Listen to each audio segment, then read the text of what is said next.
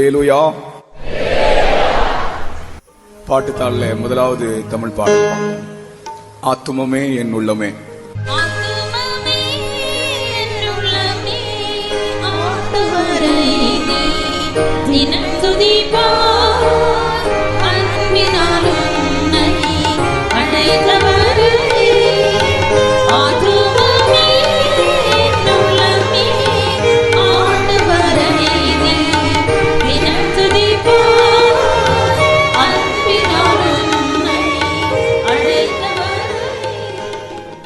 இங்க இருக்கிறதுல ஆபத்திலே என்னை ஆண்டவர் தப்புவித்தார் என்ற சாட்சி யாருக்கெல்லாம் உண்டோ, இன்னல் வேளைகளிலே பயங்கரமான கலக்கங்கள் வேளையிலே எனக்கு ஆறுதல் தந்தார் என்ற சாட்சி யாருக்கெல்லாம் உண்டோ அவர்கள் மட்டும் பாடுங்க, மற்றவங்க மௌனமா இருங்க.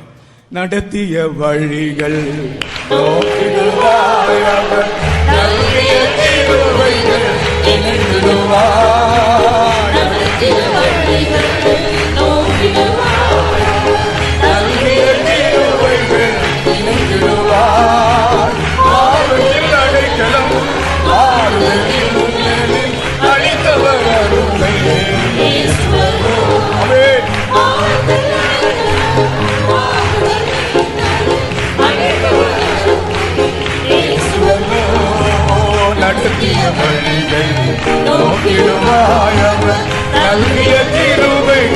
நினைத்திடுவாய். நடத்திய வழிகள் நோக்கிடுவாயவர் நல்கிய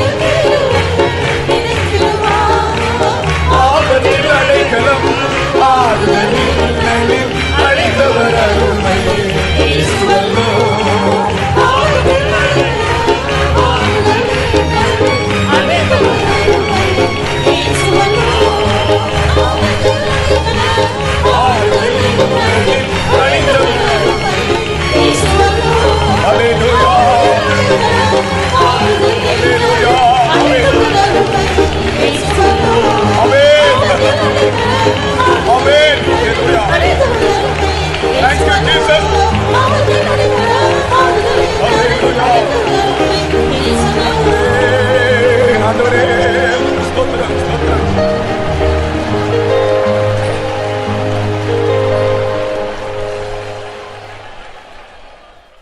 அருமையான தேவனுடைய ஜனங்களே, நாம் இப்பொழுது ஜீவிக்கிற இந்த உலகம் ஆபத்துகள் நிறைந்த உலகமாக இருக்கிறது. எங்கே திரும்பினாலும் ஆபத்துகள், எங்கே போனாலும் ஆபத்து. அரசாங்க அதிகாரிகள், மந்திரிமார், நாட்டை ஆளுகிறவர்கள் கூட தங்கள் ஜீவனை கையில் பிடித்துக் கொண்டுதான் போகிறார்கள். எங்கே போனாலும் ஆபத்து. தேவ ஜனங்களும் எங்கே போனாலும் ஆபத்து. சாத்தான் அவர்களை பின்தொடர்கிறான். ஆனாலும் கர்த்தருடைய வாக்குத்தத்தம் நம்மோடு கூட இருக்கிறது. நான் உங்களை விட்டு விலகுவதும் இல்லை, உங்களை கைவிடுவதும் இல்லை. அதனால எங்க போனாலும் நமக்கு தேவன் ஒரு பாதுகாவல் தருகிறார். எத்தனையோ ஆபத்தில் நாம் மரித்திருக்க வேண்டியது, சாலை விபத்துகளிலே நாம் மரித்திருக்க வேண்டியது. ஆனால் கர்த்தர் நம்மை தப்புவித்தார். ஹல்லேலூயா. நீங்க பாடினது எனக்கு திருப்தி இல்லை, நான் பாடினது திருப்தி இல்லை. மகா தேவனுக்கு நாம் எப்படி பாட வேண்டும் தெரியுமா? இன்னும் அந்த நடத்திய வழிகள் நோக்கிடுவா என்ற அந்த ஸ்டான்ஸாவை நாம் திரும்பவும் கைதட்டி இருதயத்தின் ஆழத்திலிருந்து பாடுவோம். நடத்திய வழிகள் நோக்கிடுவாயவர் நல்கிய கிருபைகள் நினைத்திடுவாய். நடத்திய வழிகள் நோக்கிடுவாயவர் நல்கிய கிருபைகள் நினைத்திடுவாய். ஆபத்தில் அடைக்கலம் ஆறுதலில் அழிந்தவர் அருமை இயேசுவல்லோ.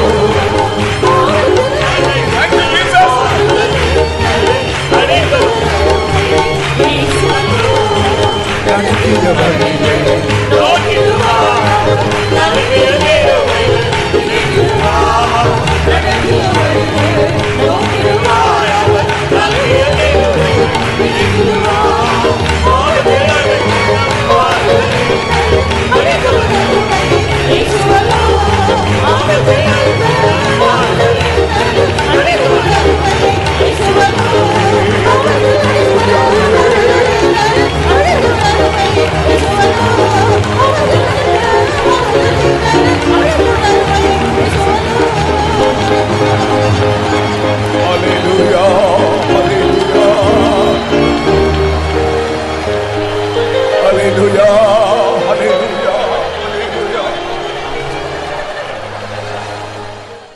என் பிள்ளைகளே, பயப்படாதிருங்கள்.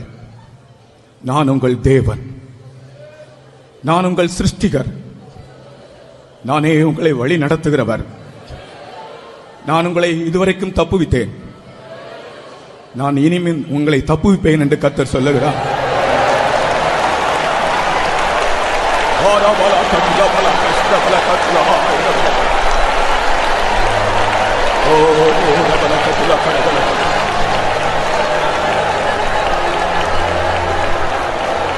விசுவாசிக்கிறவன் பதறான், விசுவாசிக்கிறவன் பதறான். நான் என்னை விசுவாசிக்கிறவர்களை என்னுடைய இரத்தத்தின் கோட்டைக்குள்ளே வைத்து நான் பாதுகாப்பேன்.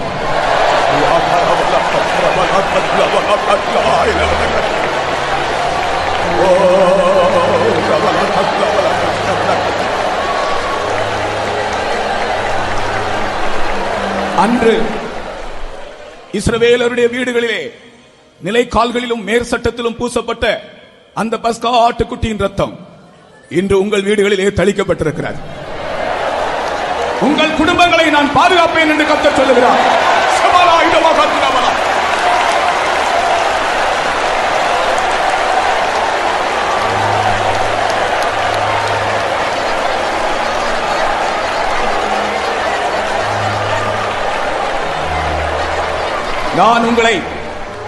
நான் உங்களை திக்கற்றவர்களாய் விடேன். நான் உங்களை அழைத்த நோக்கத்தை உங்களிலே பரிபூர்ணமாய் நிறைவேற்றி நான் இருக்கிற இடத்திலே உங்களை கொண்டு வந்து சேர்ப்பேன் என்று கர்த்தர் சொல்லுகிறார்.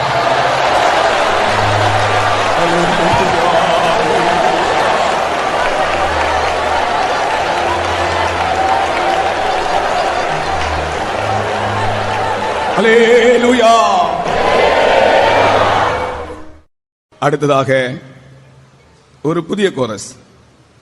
என்னிடத்தில் வருபவனை நான் புறம்பே தள்ளுவதில்லை. எல்லாரும் சொல்லுங்கள், என்னிடத்தில் வருபவனை நான் புறம்பே தள்ளுவதில்லை. அந்த வார்த்தையை விசுவாசிக்கிற ஒரு அல்லேலூயா சொல்லுவோம்.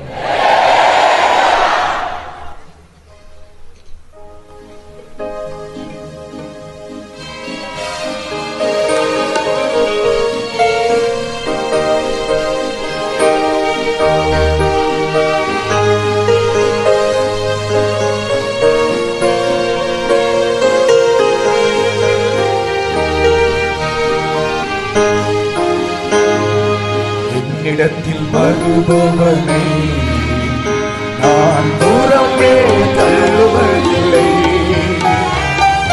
இயேசுவே, உங்கள் வார்த்தையை நம்பி ஆசையாய் உம்மை தேடி வந்தேன். என் பாத்திரம் நிரம்பி வழியுதே. நன்றியோடு நான் உம்மை ஸ்தோத்தரிப்பேன். என் பாத்திரம் நிரம்பி வழியுதே. நன்றியோடு நான் உம்மை ஸ்தோத்தரிப்பேன். ஒரு வார்த்தை சொல்லும், நான் சுகமடைவேன். எழுந்தருளும், நான் ஜெயம் பெறுவேன். ஒரு வார்த்தை சொல்லும், நான் சுகமடைவேன். எழுந்தருளும், நான் ஜெயம் பெறுவேன். என்னிடத்தில் வருபவனை நான் புறம்பே தள்ளுவதில்லை. இயேசுவே, உங்கள் வார்த்தையை நம்பி ஆசையாய் உம்மை தேடி வந்தேன். என் பாத்திரம் நிரம்பி வழியுதே. நன்றியோடு நான் உம்மை ஸ்தோத்தரிப்பேன். என் பாத்திரம் நிரம்பி வழியுதே. நன்றியோடு நான் உம்மை ஸ்தோத்தரிப்பேன். ஒரு வார்த்தை சொல்லும், நான் சுகமடைவேன்.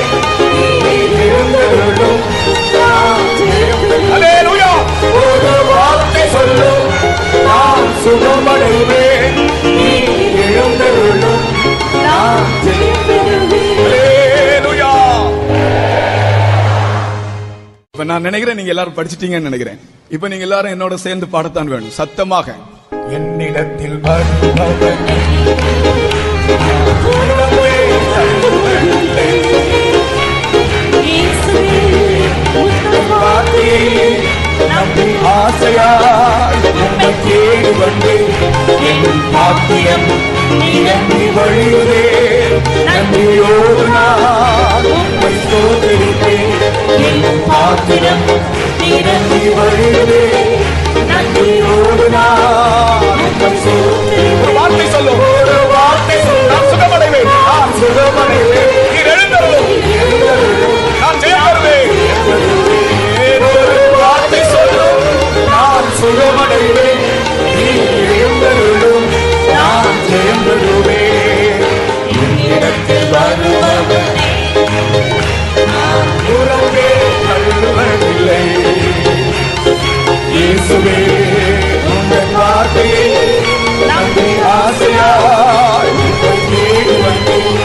என் பாக்கியம் நிரம்பி வழியுதே. நன்றியோடு நான் உம்மை ஸ்தோத்திரிப்பேன்.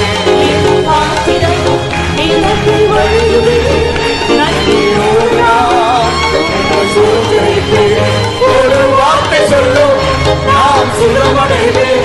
நீர் எழுந்தருளும், நான் ஜெயம் பெறுவேன். ஒரு வார்த்தை சொல்லும், நான் சுகமடைவேன். நீர் எழுந்தருளும், நான் ஜெயம் பெறுவேன். என்னிடத்தில் வருபவனே நான் புறம்பே தள்ளுவதில்லை. இயேசுவே உங்கள் வார்த்தையை நம்பி ஆசையாய் உம்மை தேடி வந்தேன்.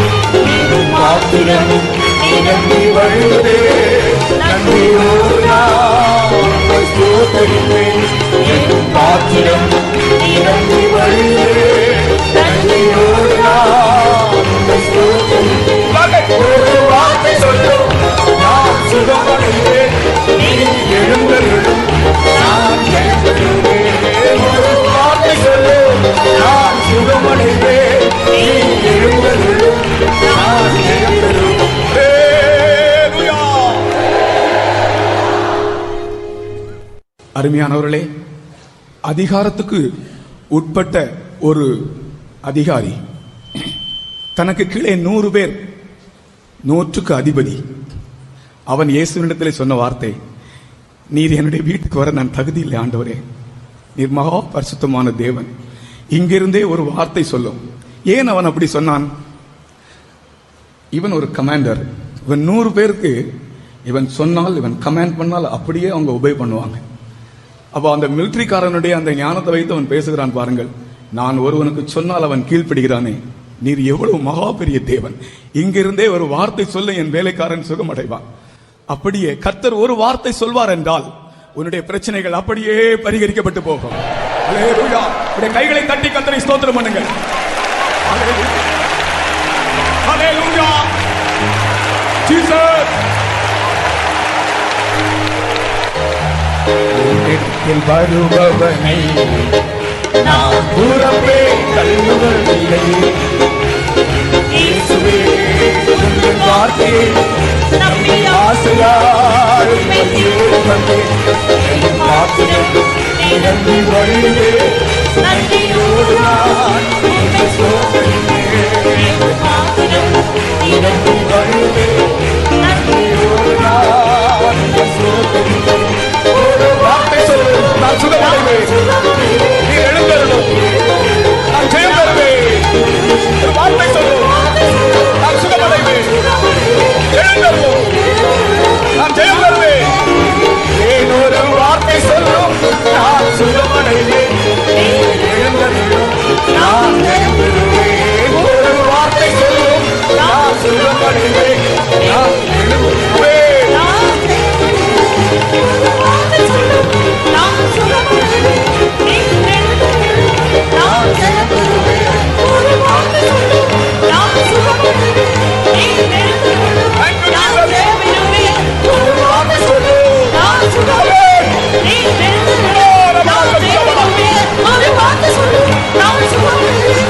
எழுந்தருளும், நான் ஜெயம் பெறுவேன். ஒரு வார்த்தை சொல்லும், நான் சுகமடைவேன். நீர் எழுந்தருளும், நான் ஜெயம் பெறுவேன்.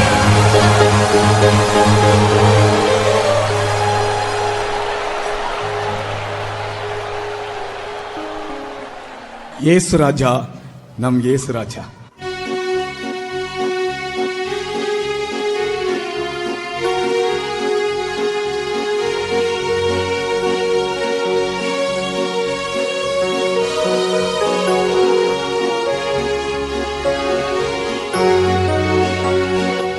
இயேசு ராஜா, நம் இயேசு ராஜா.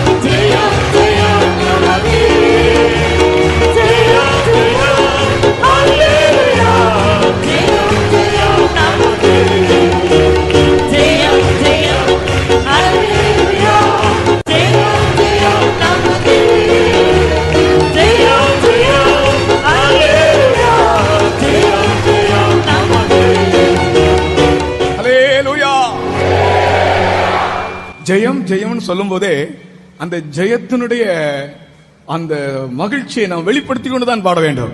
இது போதாது, ஒரு பெரிய மகிழ்ச்சியோடு ஆண்டவர் நமக்கு ஜெயம் தருகிறவர். நம்மால ஒன்றுமே முடியாது. கர்த்தர் இந்த இடத்துல இருந்து அந்த இடம் வரைக்கும் நம்ம கொண்டு போனாதான் போக முடியும்.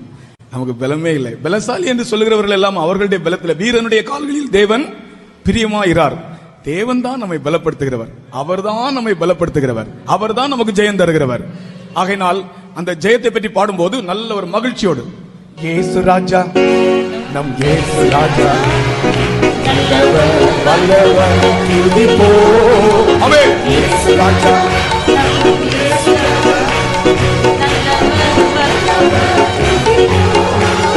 பாவங்கள் போக்கினாரே, நம் நோய்களை நீக்கினாரே, பாவங்கள் போக்கினாரே,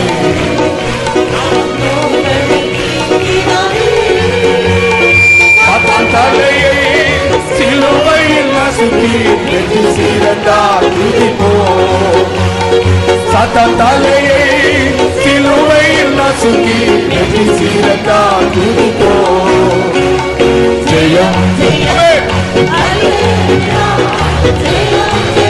நமக்கே, ஜெயம் ஜெயம் அல்லேலூயா, ஜெயம் ஜெயம் நமக்கே, ஜெயம் ஜெயம் அல்லேலூயா, ஜெயம் ஜெயம் நமக்கே, ஜெயம் ஜெயம் அல்லேலூயா, ஜெயம் ஜெயம் நமக்கே. இயேசு ராஜா, நம் இயேசு ராஜா, நல்லவர் வல்லவர் துதிப்போம். இயேசு ராஜா நம் இயேசு ராஜா நல்லவர் வல்லவர் பாவங்கள் போக்கினாரே நோய்களை நீக்கினாரே பாவங்கள் போக்கினாரே நோய்களை நீக்கினாரே சாத்தனை சிலுவையில் நசுக்கி வெற்றி சிறந்தார் துதிப்போ சாத்தனை சிலுவையில் நசுக்கி வெற்றி சிறந்தார் துதிப்போ ஜெயம் ஜெயம் அல்லேலூயா ஜெயம் ஜெயம் நமக்கே ஜெயம் ஜெயம் அல்லேலூயா ஜெயம் ஜெயம் நமக்கே ஜெயம் ஜெயம் ஜெயம் ஜெயம் அல்லேலூயா ஜெயம் ஜெயம் நமக்கே ஆமென். ஜெயம் ஜெயம் அல்லேலூயா ஜெயம் ஜெயம் நமக்கே ஜெயம் ஜெயம் ஜெயம் ஜெயம் அல்லேலூயா ஜெயம் ஜெயம் நமக்கே ஜெயம் ஜெயம் அல்லேலூயா ஜெயம் ஜெயம் நமக்கே ஜெயம் ஜெயம் அல்லேலூயா ஜெயம் ஜெயம் நமக்கே ஜெயம் ஜெயம் அல்லேலூயா ஜெயம் ஜெயம் நமக்கே ஜெயம் ஜெயம் அல்லேலூயா ஜெயம் ஜெயம் நமக்கே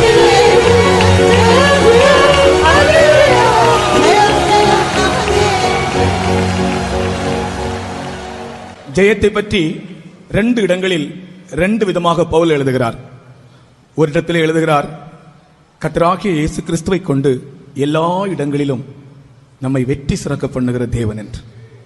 இன்னொரு இடத்தில் எழுதுகிறார், கர்த்தராகிய இயேசு கிறிஸ்துவினாலே நமக்கு ஜெயம் கொடுக்கிற தேவனுக்கு ஸ்தோத்திரம். முதலாவது நான் சொன்னது அனுதின வாழ்க்கையிலே அவர் நமக்கு தருகிற ஜெயம். எல்லா இடங்களிலும் எல்லா சமயங்களிலும் நம்மை வெற்றி சிறக்க பண்ணுகிற தேவனுக்கு ஒரு அல்லேலூயா சொல்லுங்கள். கடைசியிலே அவர் சொல்கிறார், 2வது நான் சொன்னேனே, இயேசு கிறிஸ்துவினாலே நமக்கு ஜெயம் கொடுக்கிற தேவனுக்கு ஸ்தோத்திரம். அந்த வசனத்தை நம்ம எப்பொழுது படிப்போம் தெரியுமா? விசேஷமான சந்தர்ப்பம் எதென்றால், ஒரு ஆளை அடக்கம் பண்ணும்போது மண்ணு போடும்போது கர்த்தராகிய இயேசு கிறிஸ்துவினாலே ஜெயம் கொடுக்கிற தேவனுக்கு ஸ்தோத்திரம். அது மரணத்தின் மேல் அவர் நமக்கு தருகிற ஜெயம், பாதாளத்தின் மேல் அவர் நமக்கு தருகிற ஜெயம். ஜெயம் ஜெயம் அல்லேலூயா ஜெயம் ஜெயம் நமக்கே ஜெயம் ஜெயம் அல்லேலூயா ஜெயம் ஜெயம் நமக்கே ஜெயம் ஜெயம் அல்லேலூயா ஜெயம் ஜெயம் நமக்கே ஜெயம் ஜெயம் அல்லேலூயா ஜெயம் ஜெயம் நமக்கே ஜெயம் ஜெயம் அல்லேலூயா ஜெயம் ஜெயம் நமக்கே ஜெயம் ஜெயம் அல்லேலூயா ஜெயம் ஜெயம் நமக்கே ஜெயம் ஜெயம் அல்லேலூயா ஜெயம் ஜெயம் நமக்கே ஜெயம் ஜெயம் அல்லேலூயா ஜெயம் ஜெயம் நமக்கே ஜெயம் ஜெயம் அல்லேலூயா ஜெயம் ஜெயம் நமக்கே ஜெயம் ஜெயம் அல்லேலூயா ஜெயம் ஜெயம்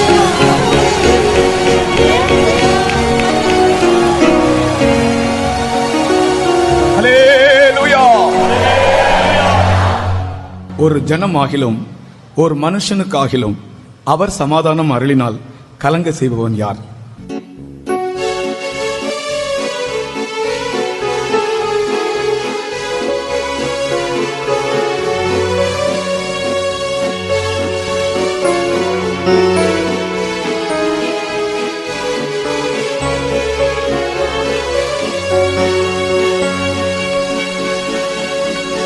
ஒரு ஜனமாகிலும்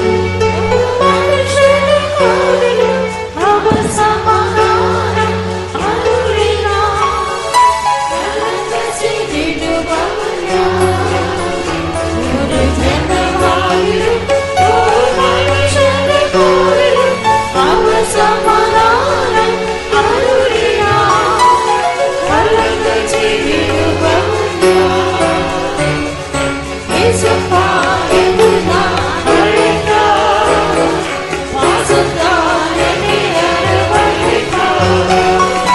இயேசுப்பா என்று நான் அழைத்தார்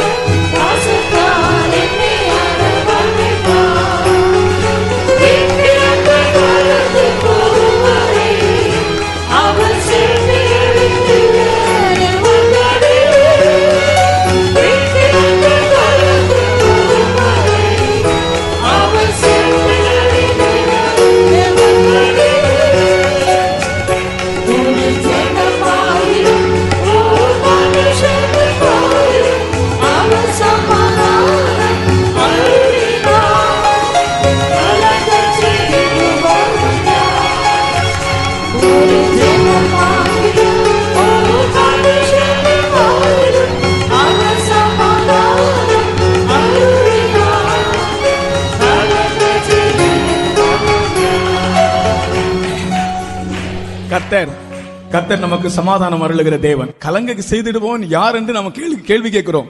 அவர் எனக்கு சமாதானம் அருளுகிற தேவன், யார் கலங்க செய்வான்? இப்ப நாம் பாடும்போது ஒரு உயிர் மீட்சியோடு கூட பாடுவோம். ஒரு காலத்திலே வாழ்க்கையிலே சமாதானம் இல்லாமல் இருந்து கர்த்தராகிய இயேசு கிறிஸ்து எனக்கு சமாதானம் தந்தார் என்று சொல்கிற ஒரு சத்தமாக ஒரு அல்லேலூயா சொல்லுங்க. ஒரு ஜனமாகிலும் ஓர் மனுஷனுக்காகிலும் அவர் சமாதானம் அருளினார். கலங்க செய்திடுபவன் யார்? ஓர் மனுஷனுக்காகிலும் அவர் சமாதானம் அருளினார். கலங்க செய்திடுபவன் யார்? இயேசுவா என்று நான் அழைத்தார். என்னை அரவணைப்பார். இயேசுவா என்று நான் அழைத்தார். விக்கிரங்கள் கடந்து போகும் வரை அவர் செல்கைகளின் நிழலில் வந்தடைவே. விக்கிரங்கள் கடந்து போகும் வரை அவர் செல்கைகளின் நிழலில் வந்தடைவே. ஒரு ஜென்மம் எல்லாரும் கை தட்டி பாடுவோம்.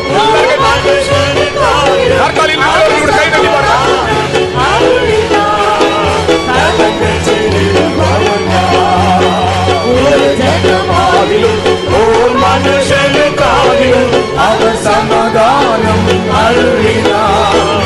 கலங்க செய்திடுபவன் யார்? எளியவனை தூக்கி எடுத்து முழு நீரிட்டு உயர்த்துகிறார். எளியவனை தூக்கி எடுத்து முழு நீரிட்டு உயர்த்துகிறார். பிரபுக்களுடன் அமர்ந்திட செய்கிறார். தம் மகிமையுள்ள சிங்காசனம் தருகிறார். பிரபுக்களுடன் அமர்ந்திட செய்கிறார். தம் மகிமையுள்ள சிங்காசனம் தருகிறார். ஒரு ஜனமாகிலும் ஒரு மனுஷனுக்காகிலும் அவர் சமாதானம் அருளினார். கலங்க செய்திடுபவன் யார்? ஒரு ஜனமாகிலும் ஒரு மனுஷனுக்காகிலும் அவர் சமாதானம் அருளினார். கலங்க செய்திடுபவன் யார்? இயேசுவா என்று நான் அழைத்தார். என்னை அரவணைப்பார். இயேசுவா என்று நான் அழைத்தார். என்னை அரவணைப்பார். விக்கிரங்கள் கடந்து போகும் வரை செட்டைகளின் நிழலிலே வந்தடைவே. விக்கிரங்கள் கடந்து போகும் மட்டும் அவர் செட்டைகளின் நிழலிலே வந்தடைவே. ஒரு ஜனமாகிலும் ஓர் மனுஷனுக்காகிலும் அவர் சமாதானம் அருளினார். கலங்க செய்திடுபவன் யார்? ஒரு ஜனமாகிலும் ஓர் மனுஷனுக்காகிலும் அவர் சமாதானம் அருளினார். கலங்க செய்திடுபவன். உன்னுடைய குடும்பத்திற்கு அவர் சமாதானம் அருளினால் எந்த மந்திரவாதி உன்னை கலங்க பண்ண முடியும்? உன்னுடைய குடும்பத்திற்கு அவர் சமாதானம் அருளினால் உன்னுடைய குடும்பத்துக்கு விரோதமாக எந்த சத்துரு எழும்ப முடியும்? முடியுமா? முடியாது என்று சொல்லுகிறவர்கள் கரங்களை உயர்த்தி முடியாது என்று சொல்லுங்கள். இயேசுவா என்று நான் அழைத்தார். இயேசுவா என்னை அரவணைப்பார். விக்கிரங்கள் கடந்து போகும் வரை அவர் செட்டைகளின் நிழலில் வந்தடைவே. விக்கிரங்கள் கடந்து போகும் வரை அவர் செட்டைகளின் நிழலில் வந்தடைவே. ஒரு ஜனமாகிலும் ஒரு மனுஷனுக்காகிலும் அவர் சமாதானம் அருளினார். கலங்க செய்திடுபவன் யார்? ஒரு ஜனமாகிலும் ஒரு மனுஷனுக்காகிலும் அவர் சமாதானம் அருளினார். கலங்க செய்திடுபவன் யார்? எளியவனை தூக்கி எடுத்து எளியவனை உயர்த்துகிறார். உண்மை கொண்டு உயர்த்துகிறார்.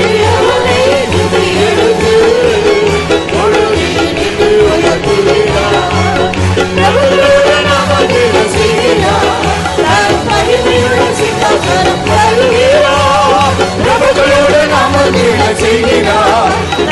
மகிமையுள்ள சிங்காசனம் தருகிறார்.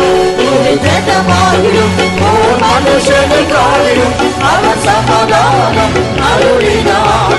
நலங்கள் செய்திடுபவன் யார்? ஒரு ஜனமாகிலும் ஓர் மனுஷனுக்காகிலும் அவர் சமாதானம் அருளினார்.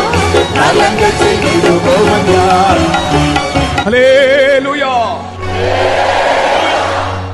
பின்னாலே நாற்காலியில் இருக்கிறவர்கள் கூட எங்களோடு சேர்ந்து கைத்தட்டி நம்ம எல்லாரும் ஒரே ஆவியோடு ஒரே மனதோடு பாடுவோம்.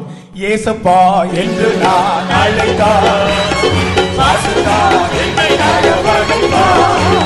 இயேசுவா என்று நான் அழைத்தார். பாசுதா என்னை அரவணைத்தார். ஓ விக்கிரங்கள் கடந்து போடுவரை அவர் செட்டுகளின் நிழல் வந்ததே. விக்கிரங்கள் கடந்து போடுவரை அவர் செட்டுகளின் நிழல் வந்ததே. ஓ ஏசப்பா என்று நான் நான் அழைத்தார். பாசத்தால் என்னை அரவணைத்தார். இயேசுவா என்று நான் அழைத்தார். கைத்தட்டி பாடுங்க. பாசத்தால் என்னை அரவணைத்தார். விக்கிரங்கள் கடந்து போவரை அவர் செட்டுகளின் நிழல் வந்ததே. விக்கிரங்கள் கடந்து போடுவரை அவர் செட்டுகளின் நிழல் வந்ததே. ஓ விக்கிரங்கள் கடந்து போடுவரை அவர் செட்டுகளின் நிழல் வந்ததே.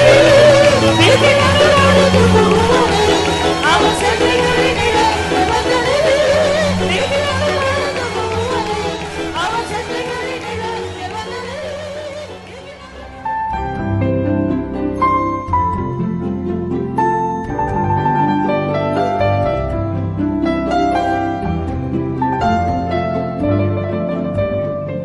அருமையானவர்களே, ஆண்டவர் நம்மை இந்த இடத்துல இன்றைக்கு கூட்டி சேர்த்திருப்பது ஒரு ஆச்சரியமான காரியம். As the Lord God has made us together in this place, it is something, a marvelous thing. English chorus, we don't have a sad God, we have a happy God. நம்முடைய தேவன் எப்படிப்பட்ட தேவன்? What kind of God is our God? sad God-ஆ happy God-ஆ? Is he a sad God or happy God? நம்முடைய தேவன் சந்தோஷத்தின் தேவன். And our God is a God of joy.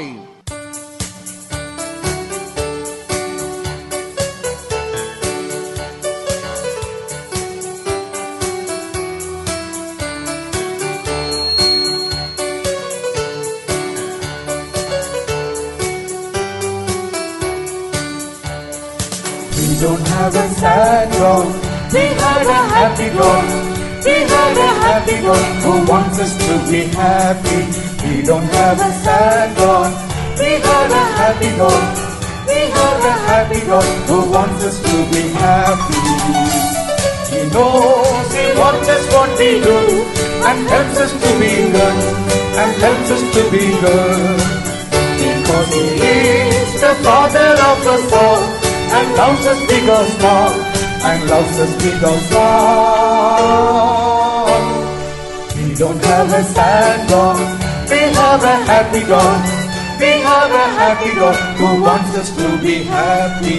We don't have a sad God, we have a happy God. We have a happy God who wants us to be happy. ஹல்லேலூயா. எல்லாரும் சேர்ந்து பாடுவோம்.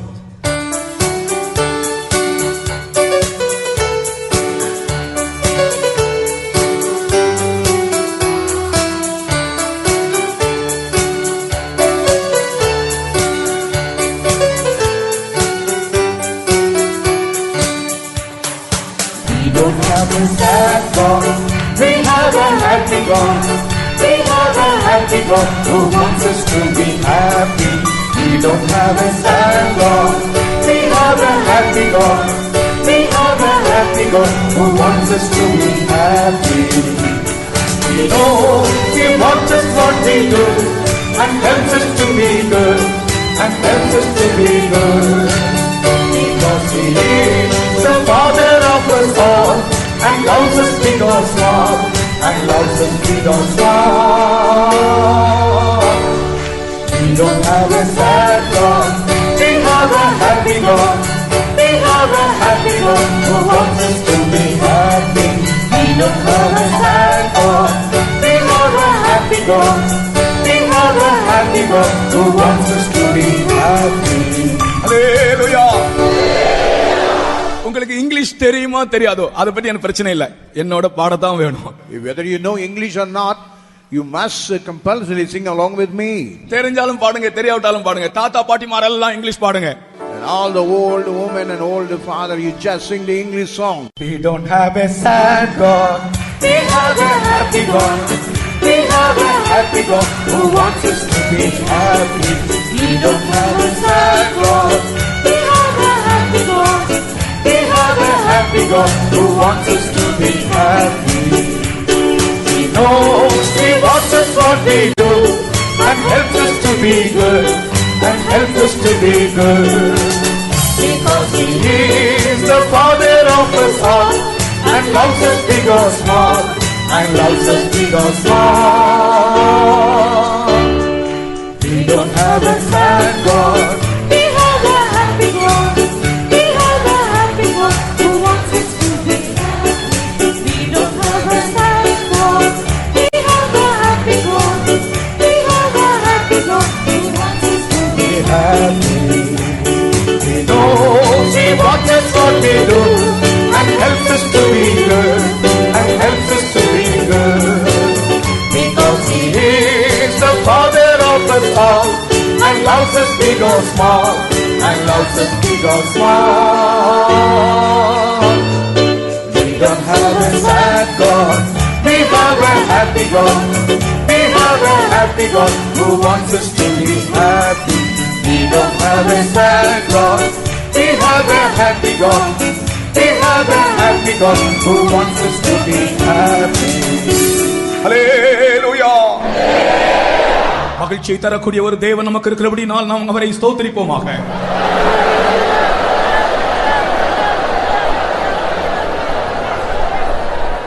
நம்முடைய தேவன் இந்த இடத்திலே நமக்கு சந்தோஷத்தையும் மகிழ்ச்சியும் தந்து நம்மை அனுப்ப போகிறார். அந்த விசுவாசத்தோடு கர்த்தரை ஸ்தோத்திரிப்போம்.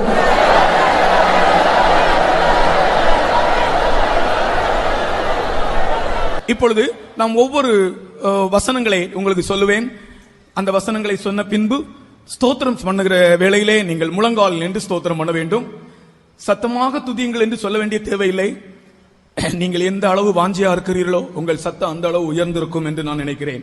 And when I say a prayer points, you must stand on your knees and lift up your voice and praise God. I need not instruct you that you had to lift up your voice and praise your Lord.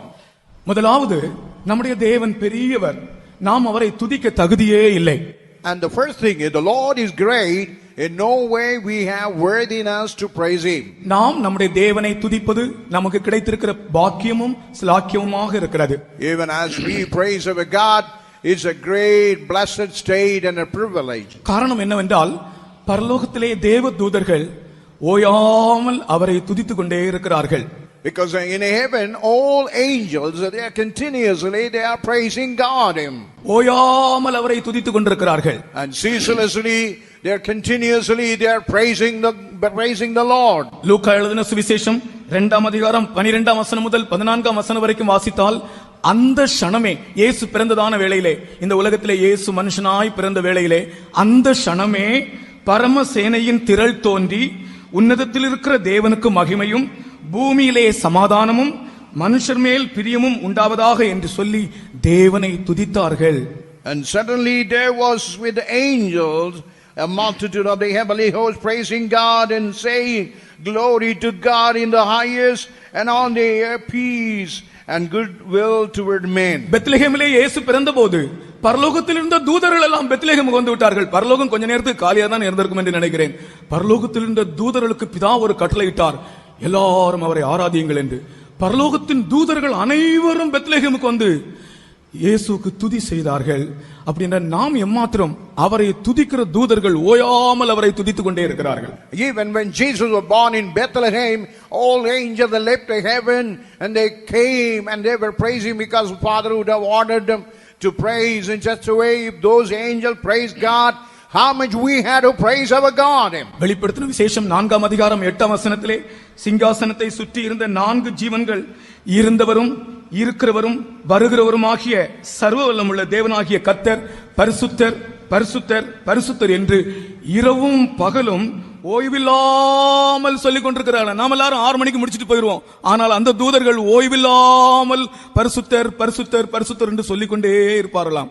And the 4 beasts, and each of them with 6 wings about him, and they were full of eye within, and they were saying, Holy, holy, and the Lord God Almighty, which was and is to come, and ceaselessly they were praising. நம்முடைய தேவன் எவ்வளவு பெரியவர் என்று தான் உங்கள் முன்னே நான் வைக்கிறேன். And I want to say how God is great. வெளிப்படுத்தின விசேஷம் 4ஆம் அதிகாரம் 11ஆம் வசனத்திலே, கர்த்தாவே தேவரீர் மகிமையையும் கனத்தையும் வல்லமையையும் பெற்றுக்கொள்ளுகிறதற்கு பாத்திரராய் இருக்கிறீர். நீரே சகலத்தையும் சிருஷ்டித்தீர். உம்முடைய சித்தத்தினாலே அவைகள் உண்டாயிருக்கிறவைகளும் சிருஷ்டிக்கப்பட்டவைகளுமாய் இருக்கிறது என்று சொல்லி தேவனை ஓயாமல் துதித்துக் கொண்டே இருக்கிறார்கள். And we read in the 11th verse, Thou art a worthy Lord to receive glory and honor and power, for thou hast created all things, and for thy pleasure, and they are and were created. அப்படிப்பட்ட தேவனை துதிக்கும்படியாகத்தான் மழை தடைகள் மத்தியிலும் ஆண்டவரே என்று சொல்லி இந்த இடத்தில் நாம் வந்திருக்கிறோம்.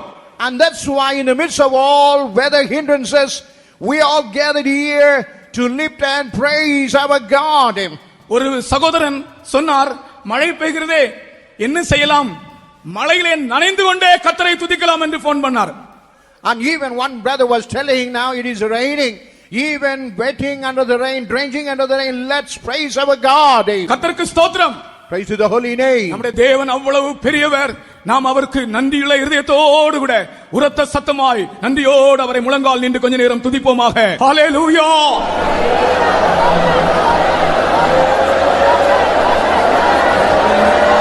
அவர் பெரியவர்.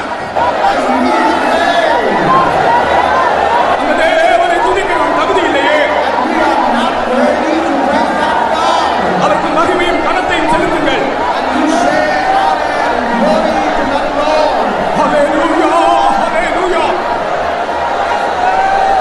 உங்களுக்கு எவ்வளவு சத்தம் இருக்கிறதோ அவ்வளவு சத்தத்தை உயர்த்தி அவரை மகிமைப்படுத்துங்கள்.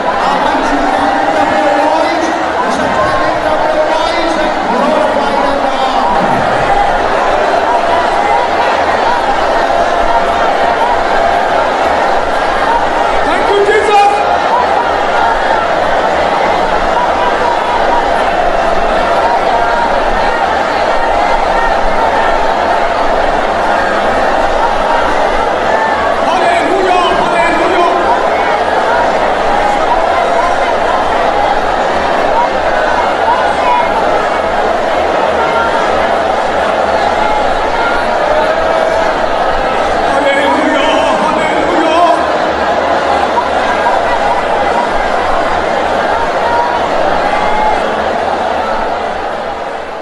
அருமையானவர்களே, Oh dear beloved, நான் ஒரு முறை கூட சொல்லுகிறேன், அந்த தேவதூதர்கள் ஓயாமல் துதி செய்கிற அந்த துதிகள் நடுவிலே இருக்கிற தேவன் நம்முடைய துதிகளை ஏற்றுக்கொள்ள வேண்டும் என்றால் அவர் நம்மேல் எவ்வளவு அன்பு வைத்திருக்கிறார் பாருங்கள். அந்த மகிமையான தேவனை உங்கள் இருதயத்தின் ஆழத்திலிருந்து கனப்படுத்தி கர்த்தரை ஸ்தோத்திரம் பண்ணுங்கள்.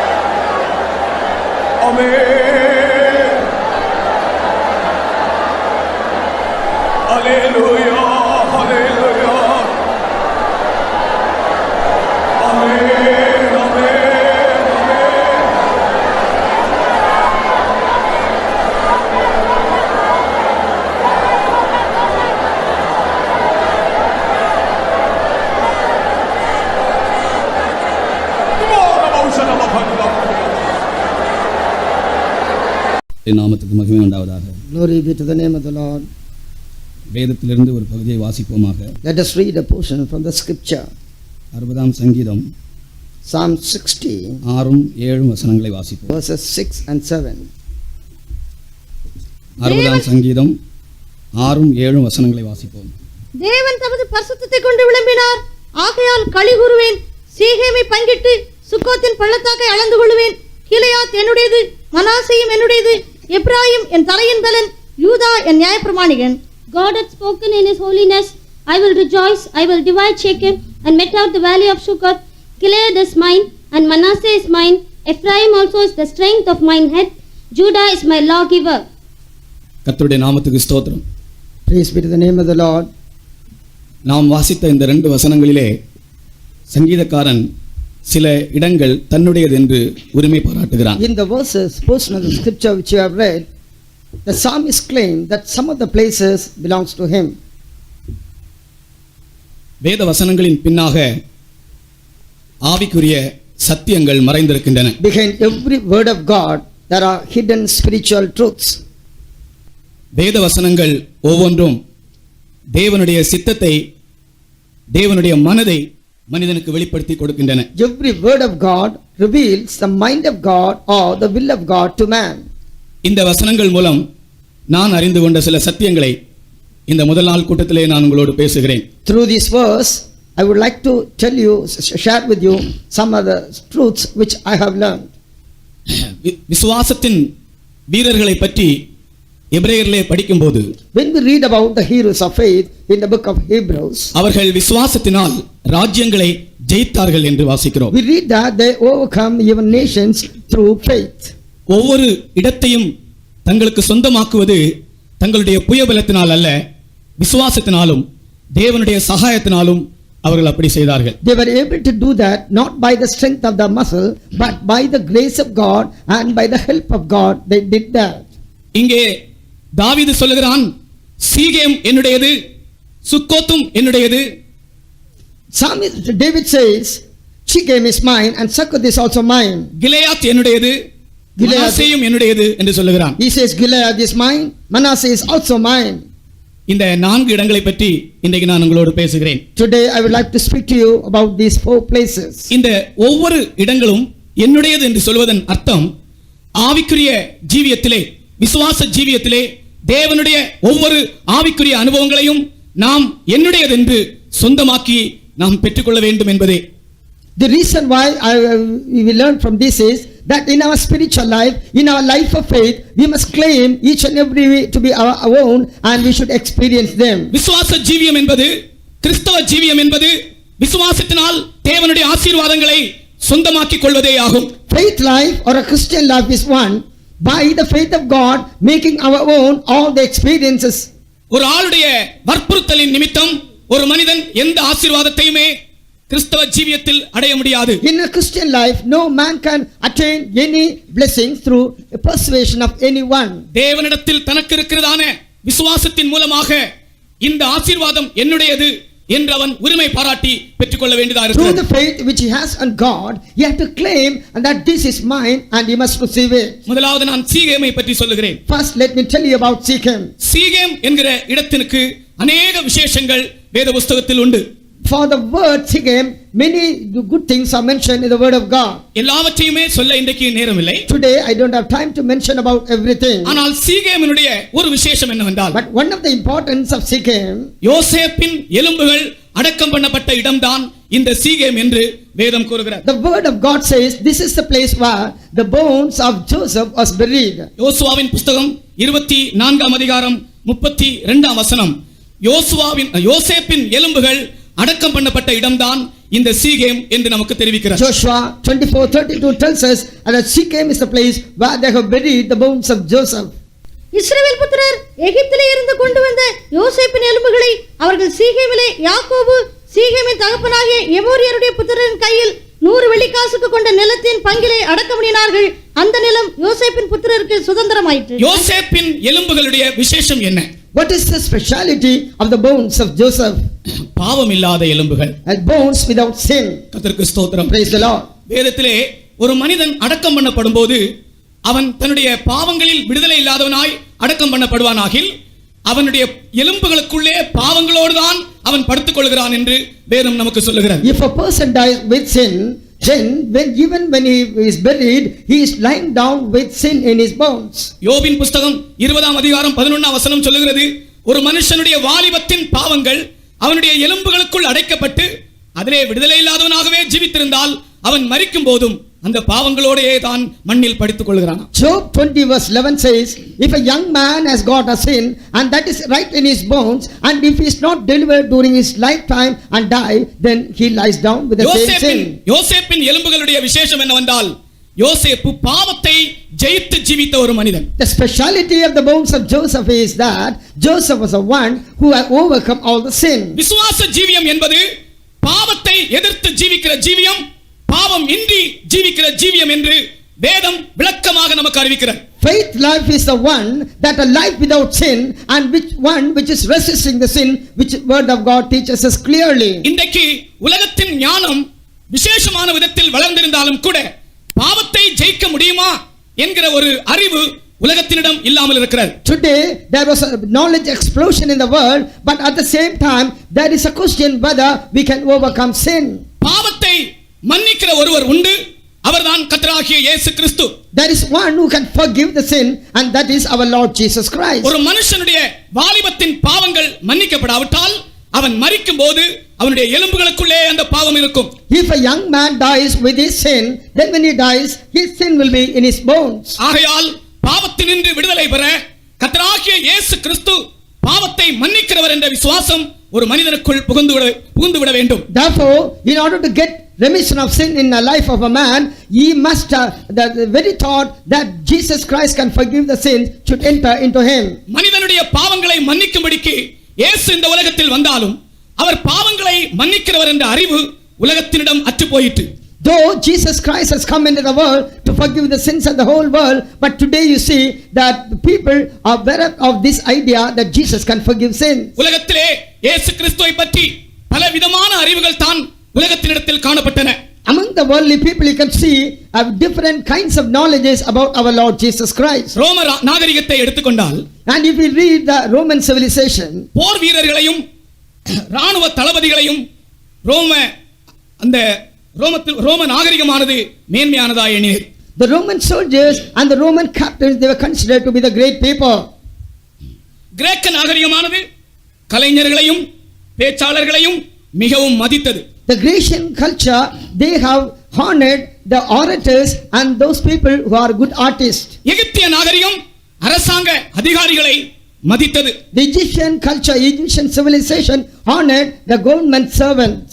யூத கலாச்சாரம் வேதபாரகர்களையும் பரிசேயர்களையும் சதுசேயர்களையும் கனம் பண்ணியது. The Jewish culture, they honored Pharisees and Sadducees. ஆனால் கர்த்தராகிய இயேசு கிறிஸ்து பாவத்தை மன்னிக்கிறவராய் இருந்த போதிலும் அவர் தச்சனின் மகன் என்றுதான் எண்ணப்பட்டார். But though Jesus Christ was the one who came as the one who forgave our sins, but he was considered only as a carpenter's son. காரணம், கர்த்தராகிய இயேசு கிறிஸ்து பாவத்தை மன்னிக்கிறவர் என்கிற அறிவு பரலோகத்திலிருந்து ஒரு மனிதனுக்கு அருளப்படுகிற அறிவாக இருக்கிறது. Because the knowledge that Jesus Christ is the one who forgives the sin, the very thought is given to that man from heaven above. பாவம் என்பது ஒரு பயங்கரமான சத்துருவாய் மனிதனை வஞ்சித்துக் கொண்டிருக்கிற கால அளவிலே நாம் ஜீவித்துக் We கொண்டிருக்கிறோம். are living in a time where sin is deceiving man in every possible way. கொஞ்சம் அயோடின் ஒரு தண்ணீரிலே விழுந்தால் A little iodine, if falls into the water, அந்த அயோடின் ஆனது கிட்டத்தட்ட அதை போல 7000 மடங்கு தண்ணீரை ஒரு நொடி பொழுதிலே நீல நிறமாய் மாற்றி விடுமா. that can change 7,000 multiples of water into blue color. பாவமானது அதைவிட மிகவும் கொடியதும் மிகவும் வல்லமை வாய்ந்ததுமாய் காணப்படுகிறது. But sin is more powerful and more wicked than that. ஆனால் கர்த்தராகிய இயேசு கிறிஸ்து இன்றைக்கும் பாவத்தை மன்னிக்கிறவராக நம்முடைய மத்தியிலே வந்திருக்கிறார். But our Lord Jesus Christ is present in our midst as the one who forgives our sins. சீகேம் என்னுடையது என்று தாவீதை போல் சொல்ல வேண்டும் என்றால் அந்த அனுபவம், பாவத்தை ஜெயித்து ஜீவிக்கிற அனுபவம் என்னுடையது என்று நாம் தேவ சமூகத்திலே உரிமை பாராட்டுவோம். We have to say, just like David claimed that Shechem is mine, you must also overcome all the sin and you should live such a life in God. பழைய ஏற்பாட்டை நீங்கள் வாசித்து பார்த்தால், If you read the Old Testament, பாவத்தினால் உண்டாகிற நியாயத்தீர்ப்புக்கு தப்பித்துக் கொள்ளும்படி 4 காரியங்கள் சொல்லப்பட்டிருக்கின்றன. there are 4 things mentioned to escape the judgment which comes out of sin. ஏசாயாவிலே நீங்கள் அலறுங்கள் என்று எழுதப்பட்டிருக்கிறது. In Isaiah it is written, you should howl. நான் சுருக்கமாக சொல்லுகிறேன். And let me tell you briefly. எரேமியாவிலே நீங்கள் ரெட்டை கட்டிக்கொள்ளுங்கள் என்று In சொல்லப்பட்டிருக்கிறது. book of Jeremiah, it is said, you must put on the sackcloth. எசேக்கியேலிலே நீங்கள் அலறுங்கள், உங்கள் இடுப்பிலே அடித்துக் கொள்ளுங்கள் என்று எழுதப்பட்டிருக்கிறது. And it is said, you must cry and howl, and you must beat in your hips. பாவத்தினால் உண்டாகிற நியாய தீர்ப்புக்கு தப்பித்துக் கொள்ளும்படியாக உங்கள் இடுப்பிலே நீங்கள் அடித்துக் கொள்ளுங்கள் என்று It சொல்லப்பட்டிருக்கிறது. is said that you must howl and smite on your hips so that you can escape the judgment which comes out because of sin. மீகாவின் புஸ்தகத்திலே சொல்லப்பட்டிருக்கிறது, நீங்கள் புழுதியிலே புரளுங்கள் என்று. அந்த வசனத்தை மாத்திரம் நான் வாசிக்க விரும்புகிறேன். In the book of Micah, it is said that you must roll in your dust. மீகா 1:10 பாவத்தினால் வருகிற நியாய தீர்ப்பு பயங்கரம், ஆகையால் நீங்கள் புழுதியிலே புரளுங்கள் என்று சொல்லப்பட்ட பேத்தப்ராவிலே நீங்கள் புரளுங்கள் என்று வாசிக்கிறோம். In Micah chapter 1 verse 10 we read that you must roll in Beth Apra because the judgment which is going to come because of sin is very great. தயவு செய்து அந்த வசனத்தை வாசியுங்கள். Read that verse. அதை காற்பட்டத்திலே அறிவியாதேயுங்கள், அளவே வேண்டாம், பெத்தப்ராவிலே புழுதியில் புரளு. பேத்தப்ராவிலே புழுதியில் புரளுங்கள். In Beth Apra you must roll in your dust. பேத்தப்ரா என்று சொன்னால் புழுதியின் வீடு, அல்லாவிட்டால் பொடியின் வீடு. And Beth Apra means the house of dust. Bethel என்று சொன்னால் தேவனுடைய வீடு. Bethel means house of God. Bethlehem என்று சொன்னால் அப்பத்தின் வீடு. Bethlehem means house of bread. பேத்தப்ரா என்று சொன்னால் தூசி வீடு. தூசி உள்ள வீட்டிலே நீ தூசியிலே புரளு என்று கர்த்தர் சொல்லுகிறார். Beth Apra means it's a house of dust, and the Lord says you must roll in the house of dust. அந்த நாட்களிலே பாவத்திலிருந்து வருகிற நியாய தீர்ப்புக்கு தப்பித்துக் கொள்ளும்படியாய் மனிதர் என்ன செய்தார்களாம்? புழுதியிலே புரண்டார்களாம். பிரியமானவர்களே, During those days, in order to escape the judgment which comes up because of sin, the people used to roll in the dust. இன்றைக்கு நாம் அநேகர் புழுதியிலே புரளுவதை காண்கிறோம், கேள்விப்படுகிறோமே. Today also we can hear and also we know that people rolling in the dust. ஆனால் இந்த கிருபையின் காலத்திலே புழுதியில் புரண்டால் பாவம் நிவர்த்தியாகாது. But during this period of grace, even if you roll on the dust, you will not be remitted of your sin. ரெட்டை கட்டிக்கொண்டாலும் பாவம் நிவர்த்தியாகாது. Even if you put on the sackcloth, your sins will not be forgiven. நம்முடைய பாவத்திலிருந்து விடுதலையாக ஒரே ஒரு வழி, தன்னுடைய பாவங்களை மறைக்காமல் இயேசுவிடம் ஒருவன் அறிக்கையிட வேண்டும். The one and only way to get rid of your sin is to you confess all the sin unto the Lord Jesus Christ. தன் பாவங்களை மறைக்கிறவன் வாழ்வடைய மாட்டான், அவைகளை அறிக்கை செய்து விட்டு விடுகிறவனோ இரக்கம் பெறுவான். He that hideth his sin shall not prosper, but he that confesseth shall find mercy. நமக்கு ஒரு பழைய பாஸ்டர் இருந்தார், பாஸ்டர் அன்பையா என்று. We have an old pastor named Anbaya. அவரை எனக்கு தெரியும் போது நான் அவரை பார்க்கும்போது நான் ஒரு சின்ன பையனா இருந்தேன். When I saw him, I was a small boy. Pastor Anbaiya சாதாரணமாக சொல்லுகிற விதம் இது, இந்த வசனத்தை. And this is how Pastor Anbaya used to narrate this verse. தன் பாவங்களை மறைக்கிறவன் வாழ்வடைய மாட்டான். பைபிள்ல அவர் சொல்வார், தன் பாவங்களை மறைக்கிறவன் விளங்க மாட்டான். And the Bible says that he that havereth his sin shall not prosper, and he means the same thing in Tamil. கர்த்தருக்கு ஸ்தோத்திரம். Praise the Lord. விளங்க மாட்டான்னு சொன்னா இங்க ஒரு local language. That's a local verbal. தன் பாவங்களை மறைக்கிறவன் வாழ்வடைய மாட்டான். He that covereth his sin shall not prosper. கர்த்தராகிய இயேசு கிறிஸ்துவுக்கு முன்பாக இருதயத்தை திறந்து உன் இருதயத்தின் ஆழத்தில் இருக்கிற பாவத்தை நீ அறிக்கை செய்தால் அவர் உன்னை விடுவிக்கிறவராக, உனக்கு ஜெயம் தருகிறவராக, யோசேப்பை போல உன்னை மாற்றுகிறவராக இந்த இடத்தில் வந்திருக்கிறார். The Lord Jesus Christ is present in your midst.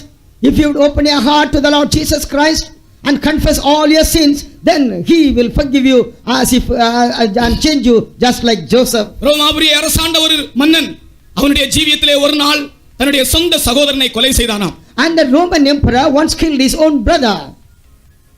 அன்றைக்கு ராத்திரியிலே தன்னுடைய சகோதரன் அவருக்கு முன்பாக ஒரு பாத்திரத்தை ஒரு நிறைய பாத்திரம் நிறைய இரத்தத்தோடு அவனுக்கு முன்பாக வந்து நிற்கிறதாக இவன் கண்ணை மூடினால் இதுதான் காட்சியாக இருந்தது. When the king that day closes his eyes, he was able to see that his brother carrying a vessel full of blood. கண்ணை மூடி தூங்க முடியாது. He cannot close his eyes and sleep. கண்ணை மூடினால் அவனுடைய சகோதரன் பாத்திரத்தில் இரத்தத்தோடு வந்து நிற்பதுதான். The moment he closes his eyes, he was able to see that his brother carrying blood in a vessel. தூக்கமே இல்லை. There no sleep at all. ஆகையால் அவன் வேறொரு தீவிற்கு போய் தங்கலாம் என்று அங்கே போனானாம். Therefore he decided to change his place to some other island. அங்கேயும் அவனுடைய மனசாட்சி அவனை குத்திக் கொண்டே இருந்தது. There also his conscience was pricking him. கர்த்தராகிய இயேசுவை பற்றி அவன் அறியவில்லை. Then he did not know about our Lord Jesus. அவனுடைய மனசாட்சி அவனை குத்திக் கொண்டே இருந்தது. Nevertheless his conscience was pricking him. கடைசியிலே நிம்மதி இல்லாத மனதோடு அந்த தீவிலேயே அவன் மரித்தானாம். Finally, without any peace of mind, he died in that island itself. கர்த்தருக்கு ஸ்தோத்திரம். Praise the Lord. அருமையானவர்களே, உங்களுடைய மனசாட்சி குத்துகிற எந்த காரியமானாலும் நீங்கள் திறந்து சொல்லும்படியாக கர்த்தராகிய இயேசு இன்றைக்கு நமக்கு பாவங்களை மன்னிக்கிறவராய் நம்முடைய மத்தியிலே இருக்கிறார். Dear people of God, the Lord Jesus Christ is the one who is present in our midst as the Lord who forgives your sin. If you open your heart and confesses all which is what is pricking your heart. அதுதான் சீகேம். That is what is called Sichem. பாவத்தை மன்னிப்பது இயேசுவுக்கு உள்ள அதிகாரம். And Jesus Christ has got the authority to forgive your sins. பாவம் மன்னிப்படைந்த ஜீவியம் நம்முடைய சுதந்திரம். The life of sinless life is our inheritance. அதை விசுவாசிக்கிறவர்கள் கரங்களை உயர்த்தி ஒரு அல்லேலூயா சொல்லுங்கள் All those who பார்க்கலாம். believe that say Hallelujah. hallelujah. Hallelujah. இந்த கிறிஸ்து நகரிலும் கூட கர்த்தராகிய இயேசு கிறிஸ்துவின் ரத்தம் அநேகருடைய பாவங்களை மன்னித்து அவர்களை கழுகி தன்னண்டையிலே இழுக்கிறதான வல்லமையுடையதாய் காணப்படுகிறது. Even this Christinagar, the blood of the Lord Jesus Christ is able to forgive all the sins of the people, and he can draw such people unto him. நான் இந்த இடத்துக்கு வந்து கொண்டிருந்த போது இந்த நகர் கிறிஸ்து நகர் என்று எழுதப்பட்டிருந்த ஒரு போர்டை கண்டேன். When I was approaching this place, I saw a board which is mentioned Christinagar. கிறிஸ்து நகர் என்கிற அந்த போர்டு எனக்கு மிகுந்த சந்தோஷத்தை உண்டாக்கியது. It gave me a great joy. அப்படிப்பட்ட சந்தோஷம் வந்தவர்கள் எல்லாம் ஒரு அல்லேலூயா சொல்லுங்கள் All those பார்க்கலாம். have hallelujah. Hallelujah. அடுத்ததாக அவன் சொல்லுகிறான் Next he says Sukkot. Sukkot, Sukkot என்னுடையது என்று சொல்லுகிறான். and he claimed that Sukkot is also his. சுக்கோத்தின் பள்ளத்தாக்கை நான் அளப்பேன், அதை எனக்கு சொந்தமாக்குவேன். He says, I will measure the valley of Sukkot and I will make it my own. இதனுடைய விசேஷம் என்னவென்றால் What is the speciality? இது ஒரு வெண்கல பள்ளத்தாக்கு. This is a valley of brass. Solomon தன்னுடைய தேவாலயத்தின் வெண்கல பணிமுட்டுகள் அனைத்தையுமே இந்த பள்ளத்தாக்கில் தான் வார்ப்பித்தானாம். King Solomon has made all the vessels of brass only in this valley of Sukkot. வெண்கலம் என்பது நாம் தேவனிடத்திலிருந்து பெற்றுக்கொள்ளுகிற கிருபையை காண்பிக்கிறது. Brass signify the grace which we receive from our God. நம்முடைய ஜீவியம் முழுவதும் கிருபையினால் தான் கிருபையின் மேல் தான் நம்முடைய ஜீவியம் நின்று கொண்டிருக்கிறது. Our whole life stands on grace. கிருபை இன்றி ஒரு மனிதன் கிறிஸ்தவ ஜீவியம் செய்ய இயலாது. Without grace no man can do a Christian life. இந்த கூட்டத்தின் தொடக்கத்திலே நாம் கேட்டது போல, Just like we heard at the beginning of this meeting, நான் இருக்கிறது தேவனுடைய கிருபையினாலே. I am what I am by the grace of God. ஒரு கிறிஸ்தவன் தன்னை பற்றி எல்லாம் சொல்ல வேண்டும் என்றால் அவன் ஒரே ஒரு காரியம் தான் சொல்ல முடியும், நான் இருக்கிறது தேவனுடைய கிருபையினாலே. If a Christian will have to say about this whole thing, he can say only one thing, I am what I am by his grace. ஒன்று ராஜாக்கள் 7ஆம் அதிகாரத்தை நீங்கள் பின்னால் வாசித்து பாருங்கள். You go home and read 1 King chapter 7. அவருடைய அந்த சாலமோனுடைய ஆலயத்தில் சகல வெண்கல பணிமுட்டுகளும் இந்த சுக்கோத் பள்ளத்தாக்கிலே தான் வார்ப்பிக்கப்பட்டதாம். All the vessels of brass which is used at the Solomon's temple, they were all mounted here in Sukkot. ஆண்டவருடைய கிருபை ஒரு மனிதனுடைய வாழ்க்கையை சந்திக்கிறது. The grace of God is meeting a person's life.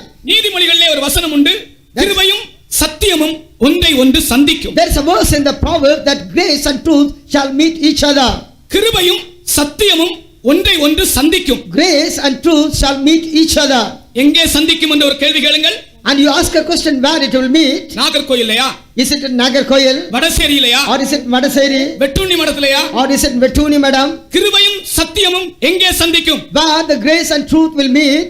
ஒரு மனிதனுடைய ஜீவியத்திலே சந்திக்கிறது. It meets at the life of a man. கிருபையும் சத்தியமும் ஒன்றை ஒன்று சந்திக்கும். Grace and truth shall meet each other. நீதியும் சமாதானமும் ஒன்றை ஒன்று முத்தம் செய்யும். Righteousness and peace shall kiss each other. நான் அதை இப்படி சொல்லுகிறேன். I would like to tell you this way. கிருபையும் சத்தியமும் ஒன்றை ஒன்று சந்திக்கும் போது நீதியும் சமாதானமும் அங்கே முத்தமிட ஆரம்பிக்கிறது. When grace and truth shall meet each other, then righteousness and peace begins to kiss each other. கிருபையும் சத்தியமும் கர்த்தராகிய இயேசு கிறிஸ்துவினால் வெளிப்பட்டது. Grace and truth was revealed through the Lord Jesus Christ. பழைய ஏற்பாட்டில் கிருபை கிருபை என்று சொன்னாலும் அவர்கள் தேவனுடைய பூரண கிருபையை அல்ல அனுபவித்தது. கிருபை கர்த்தராகிய இயேசு கிறிஸ்துவினால் வெளிப்பட்டது. In the Old Testament times, there were many times it was mentioned about the mercy of grace, but nevertheless grace appeared only at the advent of our Lord Jesus Christ. ஒரு கேள்வியை கேட்கிறேன். I would like to ask a question. கிருபையை பெற்றுக்கொள்கிறவர்கள் யார்? Who are those who can receive grace? அல்லாவிட்டால் தேவனுடைய கிருபையை நாம் எப்படி பெற்றுக்கொள்ள முடியும்? Otherwise, how can we receive grace from God? அதற்கு ஒரே வார்த்தையில் பதில் சொல்லுகிறேன். And I would like to answer in one word. ஒரு மனிதனுடைய ஜீவியத்தில் தேவனுடைய கிருபை வெளிப்பட வேண்டும் என்றால், And if grace will have to reveal in the life of a man, அவன் தேவனுடைய சித்தத்திற்கென்று தன்னை அர்ப்பணிக்கிறவனாய் காணப்பட and வேண்டும். he should be the one who has submitted himself for the will of God. சவுலே, நீ என்னை ஏன் துன்பப்படுத்துகிறாய் என்ற கேள்விக்கு, To the question, Saul, why thou persecutest me? ஓ சவுலுடைய இருதயம் தொடப்பட்ட போது Then when his heart was touched, அவன் கொடுத்த பதில் என்ன தெரியுமா? what was the answer he gave? நான் என்ன செய்ய சித்தமாயிருக்கிறீர்? Lord, what wilt thou have me to do? நீர் என்ன செய்ய விரும்புகிறீரோ அதை நான் செய்கிறேன் என்பதுதான் அதனுடைய பொருள். Means that whatever you want me to do, I will do. அன்று முதல் அவனுடைய ஜீவியத்தில் கர்த்தராகிய இயேசு கிறிஸ்துவினால் உண்டான கிருபை பொழிய ஆரம்பித்தது. From that day onwards, the grace of the Lord Jesus Christ began to flow through him in his life. நியாயப்பிரமாணத்தின் மூலம் சுயநீதியினால் நிறைந்து ஜீவித்த Saul Saul was leading a life through his law. வெறும் மார்க்க வைராக்கியத்தினால் பெரிய பெருமையோடு வாழ்ந்த Saul Saul was leading a life of pride because he has got a zeal for his religion. கர்த்தராகிய இயேசு கிறிஸ்துவின் கிருபைக்கு அந்நியமாயிருந்த Saul Saul was a stranger to the grace of God. நான் உம்முடைய சித்தம் செய்ய என்னை அர்ப்பணிக்கிறேன் என்று சொன்ன மாத்திரத்திலே பரலோகத்திலிருந்து தேவனுடைய கிருபை அவனுடைய வாழ்க்கையிலே பொழிய ஆரம்பித்தது. The moment he said, Lord, what wilt thou have me to do, or whatever you command I will do, then immediately grace flowed from heaven. கர்த்தருக்கு ஸ்தோத்திரம். Praise the Lord.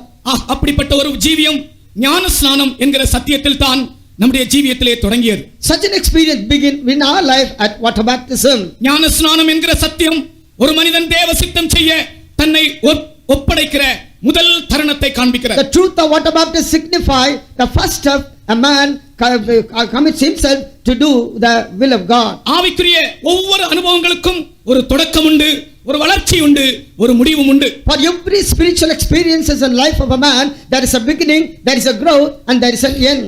தேவ சித்தம் செய்ய ஒரு மனிதன் ஆரம்பிப்பதென்றால் அதுதான் ஞானஸ்நானத்தின் அனுபவம். When a person begins to do the will of God, it begins at water baptism. கீழ்ப்படியாமையினால் உண்டான பாவத்தை தன் வாழ்க்கையில் நிவர்த்தி செய்யும்படி கீழ்ப்படிந்து கொடுக்க ஆரம்பித்தானே, அதுதான் ஞானஸ்நானத்தின் அனுபவம். And his sin entered because of the disobedience, but now he has submitted himself to obedience, and that is the beginning. That's water baptism. என்னுடைய ஜீவியத்திலே நான் ஞானஸ்நானம் எடுத்த சந்தர்ப்பத்தை இந்த மேடையில் நின்று நான் உணர்கிறேன். And even today I realize the instance where I have took my baptism. பிரியமானவர்களே, எனக்கு ஞானஸ்நானம் கொடுத்த பாஸ்டர் கூட இங்கே உட்கார்ந்து இருக்கிறார்கள். And the pastor who baptized me is seated here. ஆகையால் எல்லாருக்கும் முன்பாக நான் மிகுந்த தாழ்மையோடு இந்த சத்தியங்களை பேசுகிறேன். Therefore with all humility I talk about this truth to all. ஒரு மனிதன் தேவனுடைய சித்தம் செய்ய கீழ்ப்படுகிற முதல் சந்தர்ப்பம் தான் ஞானஸ்நானம். The first instance when man obeys to do the will of God is water baptism. நீங்கள் எத்தனை பேர் ஞானஸ்நானம் பெற்றிருக்கிறீர்கள்? How many of you have received water baptism? இன்னும் நீங்கள் ஞானஸ்நானம் பெறாதவர்களாய் இருந்தால் இன்றைக்கு கர்த்தருடைய ஆவியானவர் சொல்லுகிறார், நீங்கள் இன்னும் கீழ்ப்படியவில்லை என்றுதான். And if you haven't taken water baptism so far, then the Spirit of the Lord is telling about you that you haven't obeyed. ஞானஸ்நானத்தின் அனுபவம் கிறிஸ்துவின் மரணத்திற்குள்ளாக்கும் அனுபவம். The experience of water baptism is baptizing into the death of the Lord Jesus Christ. ஒரு மனிதனை கிறிஸ்துவின் மரணத்துக்குள்ளாக அடக்கம் பண்ணுகிற ஒரு அனுபவம் தான் இந்த ஞானஸ்நானம். Water baptism experience whereby we bury a man into the baptism into the death of the Lord Jesus Christ. நீர்மூழ்கி கப்பலிலே வேலை செய்கிற ஒரு captain. And there was a captain who was working in a ship. நீர்மூழ்கி கப்பல்ல Submarine. ராத்திரி எல்லாம் நீர்மூழ்கி கப்பல் பிரயாணம் செய்து காலையிலே துறைமுகத்திலே வந்து சேர்ந்ததாம். And throughout the night they have traveled in the submarine, and in the morning it reached the port. Captain தன்னுடைய வீட்டுக்கு போனார். And captain went to his house. அவருடைய பிள்ளை வந்து கேட்டாராம் அவரிடத்திலே, And the child came and asked him, அப்பா, நேற்று ராத்திரி எல்லாம் பயங்கர புயலா இருந்ததே, and yesterday night there was a lot of storm and other thing, பெரிய சேதம் உண்டானதே, and there was a great destruction. உங்களுக்கு ஒன்றும் சம்பவிக்கவில்லையா But என்று nothing happened to you? அவர் என்ன சொன்னாராம் தெரியுமா? You know what he replied? மகனே, Son, நாங்கள் தண்ணீருக்குள்ளே மூழ்கி இருந்தோம். we were immersed into the water. ஆகையால் மேலே உள்ள அலைகளும் புயல்களும் எங்களை சேதப்படுத்தவில்லை. Therefore the waves or the storm above us did not do any harm to us. Hallelujah! Hallelujah! இயேசு கிறிஸ்துவின் மரணத்துக்குள்ளாக நீ அடக்கம் பண்ணப்பட்டிருந்தால் இந்த உலகத்தில் உள்ள அலைகளும் புயல்களும் உன் ஜீவியத்துக்கு விரோதமாய் வருகிற வல்லமைகளும் உன்னை மேற்கொள்ள முடியாது என்று கர்த்தர் சொல்லுகிறார். If you are buried into the death of the Lord Jesus Christ, then the waves and the storm that is going around in this world can never hurt you or harm you, says the Lord. ஞான ஸ்நானம் என்பது ஒரு சடங்காச்சாரம் அல்ல, கிறிஸ்துவின் மரணத்திற்குள்ளாக நம் ஒவ்வொருவரையும் அடக்கம் பண்ணுகிற, மரணத்துக்குள்ளாய் மூழ்கி இருக்கிற ஒரு அனுபவம் என்று இன்றைக்கு நான் உங்களுக்கு வெளிப்படுத்துகிறேன். Today I will reveal to you that baptism is not a ritual matter, but it is being buried into the death of the Lord Jesus Christ and remains so. மூன்றாவதாக, Thirdly, கிலெயாத். Gilead. கிலெயாத் என்னுடையது என்று சங்கீதக்காரன் சொல்லுகிறான். The psalmist claimed that Gilead is mine. இந்த கிலெயாத்தை பற்றி வேதத்திலே பல பாடங்கள் உண்டு. There are many things which are mentioned about this Gilead. இந்த அனுபவத்தை நான் உங்களுக்கு முன்பாக இன்றைக்கு ஒரு சில வரிகளாக வைக்கிறேன். I would like to place before you 2 or 3 things of this Gilead. கிலெயாத்தில் 3 காரியங்கள் உண்டு. There are 3 things in Gilead. ஆதியாகமம் 37 அதிகாரம் 25 வசனத்தின்படி In Genesis chapter 37 and verse 25, 3 காரியங்கள் கிலெயாத்தில் இருந்து கொண்டு there are வரப்பட்டன. 3 things were brought from Gilead. முதலாவது சுகந்த வர்க்கம் கொண்டு வரப்பட்ட spices. First one is spices. இரண்டாவது பிசின் தைலம், Secondly, the balm. மருந்து தைலம் கொண்டு வரப்பட்டது. It's a balm that was brought from Gilead. மூன்றாவது வெள்ளை போளம் கொண்டு வரப்பட்டது. Thirdly, myrrh was also brought from Gilead. இதெல்லாம் என்னை கேட்கிற சகோதரனே சகோதரியே, ஆவிக்குரிய ஒவ்வொரு அனுபவங்களா இருக்கின்றன. Dear brother, dear sister who is listening to me, all these things are spiritual experiences. இந்த சுகந்த வர்க்கம் என்னுடையதென்றும், இந்த பிசின் தைலம் என்னுடையதென்றும், இந்த வெள்ளை போளம் என்னுடையதென்றும் நாம் சொல்ல வேண்டும். We should say that spices is mine, this balm is mine, and the myrrh is also mine. ஆதியாகமம் 37 அதிகாரம் 25 வசனத்திலே வாசித்து பார்ப்போம். Genesis chapter 37 and verse 25. பின்பு அவர்கள் போஜனம் செய்யும்படி உட்கார்ந்தார்கள். அவர்கள் தங்கள் கண்களை ஏறெடுக்கும் போது இதோ கீலேயாத்திலிருந்து வருகிற இஸ்மவேலருடைய கூட்டத்தை கண்டார்கள். அவர்கள் எகிப்துக்கு கொண்டு போகும்படி கந்தவர்க்கங்களையும் பிசின் தைலத்தையும் வெள்ளை போளத்தையும் ஒட்டகங்கள் மேல் ஏற்றி கொண்டு வந்தார்கள். கந்தவர்க்கங்களையும் பிசின் தைலத்தையும் வெள்ளை போளத்தையும் அவர்கள் ஏற்றி கொண்டு வந்தார்களாம். And they were bearing spicery, balm and myrrh. இந்த 3 அனுபவமாக நான் These சொல்கிறேன். 3 things are 3 experiences indeed. முதலாவது சுகந்த வர்க்கம் என்பது One is the spices. ஒவ்வொரு மனிதனுடைய ஜீவியத்திலும் அவன் ஜெபிக்கிறவனாக வேண்டும் என்பதை காண்பிக்கிறார். That shows every man must become a prayer warrior. பாவம் செய்கிறவன் ஜெபிக்க மாட்டான், ஜெபிக்கிறவன் பாவம் செய்ய மாட்டான். A man who commits sin will not pray, and a man who prays will not commit sin. கர்த்தருக்கு ஸ்தோத்திரம். Praise the Lord. ஒரு பக்த நிமிதமாய் சொல்லுகிறார், A godly man says like this: பாவம் செய்கிறவன் ஜெபிக்க மாட்டான், ஜெபிக்கிறவன் பாவம் செய்ய மாட்டான். A man who prays will not commit sin, and a person who commits sin will not pray. உலகத்தில் உள்ள சகல மனிதருடைய முழங்கால்களும் இயேசுவுக்கு முன்பாக முடங்க வேண்டும் என்றுதான் அவர் விரும்புகிறார். And he wants that all the knees should bend before our Lord Jesus Christ. முழங்கால்கள் முடங்குவது என்று சொல்வது அவருக்கு கீழ்ப்படுத்தப்பட வேண்டும் என்று மாத்திரமல்ல அர்த்தம். முழங்கால் முடங்குவது என்று சொல்வது அவருக்கு முன்பாக ஜெபிக்கிற ஜெப அனுபவத்தையும் காண்பிக்கிறது. When we say all the knees should bow before him, that does not mean that everything should come under his control, but also that every knee should bow and kneel down and he should pray. இன்றைக்கு உலகத்தில் கோடா கோடி ஜனங்கள் ஜீவிக்கிறார்களே, இவர்கள் நடுவில் எத்தனை பேர் தேவனுக்கு முன்பாக முழங்காலிட்டு ஜெபிக்கிறார்கள் என்று கேட்டால் வெகு சொற்பமான ஜனங்கள் தான் ஜெப ஆவி உள்ளவர்களாய் காணப்படுகிறார்கள். Today millions and millions of people are living in the world. Among them, if we ask how many people are really kneeling down and pray, we can say that only few people have the spirit of prayer and they really pray. இந்த convention இந்த இடத்திலே நடைபெற வேண்டிய காரணம், இந்த பிரதேசத்தில் உள்ள ஒவ்வொருவரும் கூட ஜெபம் பண்ணுகிறவர்களாய் தேவனுடைய ஆசீர்வாதங்களை பெற்றுக்கொள்கிறவர்களாய் மாற வேண்டும் என்ற நோக்கத்தோடு தான் இந்த கூட்டங்கள் இங்கே நடத்தப்படுகின்றன. The reason why this convention is conducted here is that the people around, they should kneel down and pray and they must become the people of God. ஒரு ஞாயிறு பள்ளியிலே பிள்ளைகளை ஆசிரியர்கள் சந்தித்தார்கள். In a Sunday school, the teachers met the students. ஒரு ஆசிரியர் பிள்ளைகளிடத்தில் ஒரு கேள்வி கேட்டார். Then the teacher asked a question to the students. ஜெபம் என்றால் என்ன? He asked, what do you mean by prayer? அநேக விதமான பதில்களை சொன்னார்கள். Different students gave different answers. ஆனால் ஒரு பிள்ளை சொன்ன பதில் என்ன தெரியுமா? But one child gave an answer like this: நாம் தேவனோடு பேசுவதும் தேவன் நம்மோடு பேசுவதும் தான் ஜெபம் என்று சொல்லியது அந்த பிள்ளை. See, that child said, we talking to God and God talking to us. ஜெபம் என்பது நாம் தேவனோடு பேசுவதோடு முடிந்து போகவில்லை பிரியமானவர்களே. நான் மறுபடியும் சொல்லுகிறேன், தேவன் நம்மோடு பேசும் வரைக்கும் நாம் தேவனோடு பேச வேண்டும். அதுவே ஜெபம். When we say prayer, it is not simply we speaking something to God, but we should keep on praying till God speaks to us. நான் மறுபடியும் அதை சொல்லுகிறேன். Once again I repeat, ஜெபம் என்பது நாம் தேவனோடு பேசுவது மாத்திரமல்ல, தேவன் நம்மோடு பேசும் வரைக்கும் நாம் தேவனோடு பேசுவதுதான் உண்மையான ஜெபம். prayer means not only we talking to God, but we should keep on talking till God speaks to us. கர்த்தருடைய பரிசுத்த நாமத்துக்கு மகிமை உண்டாவதாக. Praise be to the name of the Lord. உன்னோடு தேவன் பேசும் வரைக்கும் நீ தேவனோடு பேசுகிற ஒரு ஜெப ஜீவியத்தை இந்த கன்வென்ஷனின் முதலாம் நாளிலே ஆண்டவர் உனக்கு வாக்களிக்கிறார். And God is promising a prayer life that you should pray and pray till God speaks to you. இந்த உலகத்தில் அநேக ஆயிரம் அநேக லட்சக்கணக்கான கோடிக்கணக்கான ஜனங்கள் ஜெபிக்க தெரியாதவர்களாய் ஜீவித்துக் கொண்டிருக்கிறார்கள். In this world there are millions and millions of people living without knowing how to pray. அவர்கள் எல்லாரையும் ஜெபிக்கிறவர்களாய் மாற்ற வேண்டும் என்பதுதான் எங்களுடைய கூட்டங்களின் நோக்கமா இருக்கிறது. And the purpose of our meeting is that all the people should pray. ஒரு மனிதன் ஆண்டவரை நோக்கி ஜெபிக்காமல் இருக்கும் வரைக்கும் அவனுக்கு பரலோகத்திலிருந்து ஏதாகிலும் கிடைக்குமா? Till a person starts praying, will he get anything from heaven? கிடைக்கவே கிடைக்காது. No, he cannot get anything. ஏனென்றால் ஒவ்வொரு மனிதனும் தனிப்பட்ட முறையிலே தேவனோடு இணைக்கப்பட வேண்டும், அவரோடு சம்பந்தப்பட வேண்டும்.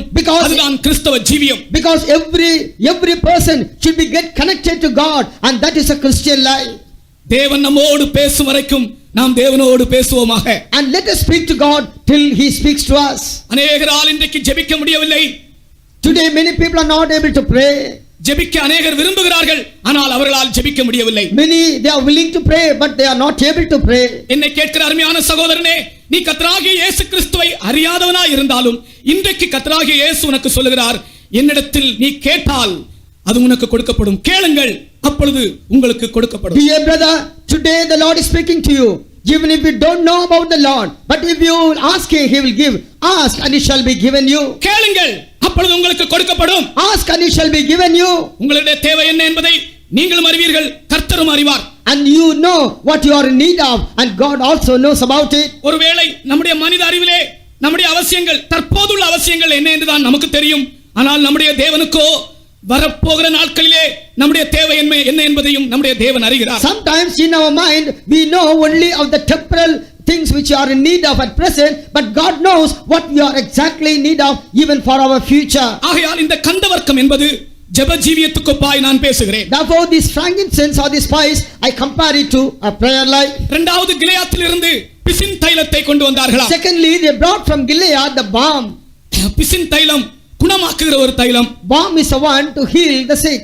காயப்பட்டவர்கள் கிலெயாத்திலே போய் காயங்களை ஆற்றும்படி போவார்களாம். The wounded people they will go to Gilead to be healed of their wounds through balm. கிலெயாத்தின் தைலம் சரீரத்தின் காயங்களை ஆற்றக்கூடிய தைலமாய் இருந்தது. The balm of Gilead is the one who can heal the wounds of the body. ஆனால் இன்றைக்கு நான் ஒரு புதிய கேள்வியை கேட்கிறேன். But today I like to ask a new question. எரேமியா 8ஆம் அதிகாரம் 22ஆம் வசனத்திலே In Jeremiah chapter 8 and verse 22, கர்த்தர் ஒரு கேள்வியை கேட்கிறார். and God is asking a question. கிலெயாத்தில் பிசின் தைலம் இல்லையா? And don't you have balm in Gilead? பின்ன ஏன் என் குமாரத்தி சுகமாகாமல் போனாள்? Then why my daughter is not being healed? அந்த கேள்வியினுடைய அர்த்தம் என்ன? What do you mean by this question? என்னுடைய குமாரத்தினுடைய காயங்கள் சரீரத்தின் காயங்கள் அல்ல, இருதயத்தின் காயங்கள். That means the wounds of my daughter is not in the body, but it is in the mind. சரீரத்தின் காயங்களை கிலெயாத்தின் பிசின் தைலம் ஆற்ற முடியும், கிலெயாத்தின் தைலத்திற்கு இதயத்தின் காயங்களை ஆற்ற முடியாதே. The balm of Gilead can heal the wounds of the body, but not of the heart. எத்தனையோ பேருடைய இருதயங்கள் காயப்பட்டிருக்கிறது. Today the hearts of many people are wounded. உங்களுடைய இருதயத்தின் வேதனைகளை காயங்களை ஆற்றுகிற கிலெயாத்தின் தைலமாக இன்றைக்கு அதைவிட விசேஷமான தைலமாக கர்த்தராகிய இயேசு நம்முடைய மத்தியில் வந்திருக்கிறார். Our Lord Jesus Christ is present in our midst to heal all the wounds of your heart more than the balm of Gilead. அந்த வசனத்தை வாசித்து பாருங்கள். 8ஆம் அதிகாரம் 22ஆம் வசனத்திலே கிலெயாத்திலே பிசின் தைலம் இல்லையோ? இல்லையா? இல்லையான்னு சொன்னா இருக்குதுன்னு அர்த்தம். ரணவைத்தியனும் அங்கே இல்லையோ? வைத்தியன் இருக்கிறான் என்று அர்த்தம். பின்ன ஏன் என் ஜனமாகிய குமாரத்தி சொஸ்தமடையாமற் போனாள்? பின்ன ஏன் என் ஜனமாகிய குமாரத்தி சொஸ்தமடையவில்லை? Then why my people, my daughter was not healed? என் ஜனமாகிய குமாரத்தின் காயம் சரீரத்தின் காயம் அல்ல. The wounds of my daughter is not in the body. அந்த சரீரத்தின் இருதயத்தின் காயங்களை ஆற்ற ஈலையாத்தின் தைலத்திற்கு வல்லமை இல்லை. But the wounds of the heart cannot be healed by the balm of Gilead. உங்களுடைய காயங்களை நானே ஆற்ற வேண்டும் என்று கர்த்தர் சொல்லுகிறார். But God says, I should heal all the wounds of your heart. நீங்கள் எத்தனை பேர் உங்கள் இருதயத்தில் வேதனைகளோடும் துக்கங்களோடும் குடும்ப பாரங்களோடும் கவலைகளோடும் பிள்ளைகளை குறித்துள்ள வேதனைகளோடும் ஜீவிக்கிறீர்கள்? How many of you are living with the heaviness of your heart, burden in your heart regarding your children and regarding your family? உங்களுடைய காயங்களை ஆற்றுகிற விசேஷித்த தைலமாய் கர்த்தராகிய இயேசுவை நான் இன்றைக்கு உங்களுக்கு அறிமுகப்படுத்துகிறேன். Today I would like to introduce to you, yes, very precious balm which is our Lord Jesus Christ. We can heal you of all the wounds of your heart. சரீரத்தின் காயங்களையும் சுத்தமாக்குகிறார். And he also heals the wounds of your body. உன்னுடைய சரீரத்தின் வேதனைகளையும் கர்த்தர் மாற்றுகிறார். உன் இருதயத்தின் வேதனைகளையும் இந்த வேளையிலே கர்த்தர் மாற்றுகிறார். And God can remove the pain of your body as well as the pain of your heart. ஒரு நிமிஷம் உங்களுடைய கண்களை நீங்கள் மூடி கர்த்தர் உங்களை சுகமாக்கும்படி ஒரு நிமிஷம் உங்கள் கர்த்தருக்கு நீங்கள் இடம் கொடுங்கள். Only for 1 minute, close your eyes and allow the Lord to heal you. இயேசு கிறிஸ்து மாத்திரம்தான் உன் இருதயத்தின் வேதனைகளை மாற்றக்கூடியவர். The Lord Jesus Christ is the only one who can heal you of your pains of your இந்த heart. உலகத்தில் வேறு ஒரு மனிதனும் இல்லை. There is no other man in the world. அதுதான் கிலியாத்தின் அனுபவம். That is the experience of Gilead. உன் இருதயத்தின் வேதனையோடு நீ எத்தனை காலம் ஜீவிப்பாய்? How many of you can live with the sorrow of your heart? விசுவாச ஜீவியம் கிறிஸ்தவ ஜீவியம் என்பது காயங்கள் ஆற்றப்பட்ட ஜீவியம். But a Christian life, a faith life is the one which is without any pain in your heart. பிசாசு உன் இருதயங்களை காயப்படுத்திக் கொண்டே இருக்கிறான். The devil is wounding your heart. மனிதன் அல்ல. It's not man. மனிதன் அல்ல. It's not man. மனிதன் என்று நீ நினைக்காதே. But you don't think that it is man. மனிதன் அல்ல. It is not man. உன் இருதயத்தை வேதனைப்படுத்துவது மனிதன் அல்ல. It is not the man who is paining your heart. உன் இருதயத்தை காயப்படுத்துவது பிசாசு என்று இந்த முதலாம் கூட்டத்திலே கர்த்தர் உனக்கு சொல்லுகிறார். In the first meeting itself, the Lord is telling you, it is the devil who is wounding your heart. அந்த மனிதன் என்னை வேதனைப்படுத்தினான், இவன் என்னை வேதனைப்படுத்தினான் என்று நீ எண்ணிக்கொண்டிருக்கிறாய். And don't you think that this man has wounded me and that man has given me pain? அருமையான தேவனுடைய பிள்ளையே, உன் இருதயத்தை காயப்படுத்தியது மனிதன் அல்ல, பிசாசு. அதை இந்த வேளையிலே நீ உணர்ந்து கொள்வாயா? Dear child of God, it is not the man, but it is the devil who has wounded your heart. You must realize this at this very hour. கர்த்தர் இன்றைக்கு உன்னை சுகப்படுத்துகிறார். Today the Lord is healing you.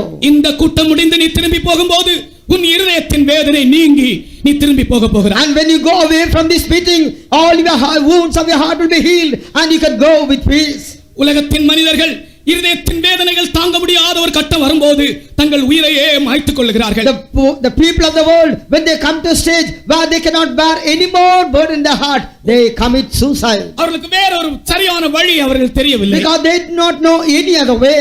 உன்னுடைய ஜீவனை நீ மாய்த்துக் கொள்ள வேண்டாம். But you cannot commit suicide. நீயும் சில முறை உனக்குள்ளே நான் தற்கொலை செய்து கொண்டால் என்ன என்று நினைத்ததில்லையோ? And you might also have thought that, why can't I commit suicide? கர்த்தர் உன்னோடு பேசுகிறார். But the Lord is speaking to you. நீ உன் உயிரை மாய்த்துக் கொள்ள வேண்டாம். There's no need for you to get rid of your life. உன்னுடைய இருதயத்தின் வேதனையை மாற்றுகிற சரியான ஒருவர் அவர்தான் கர்த்தராகிய இயேசு. அவர் உன்னுடைய அண்டையில் நின்று கொண்டிருக்கிறார். There is one who can remove all the pain of your heart and he is standing beside you.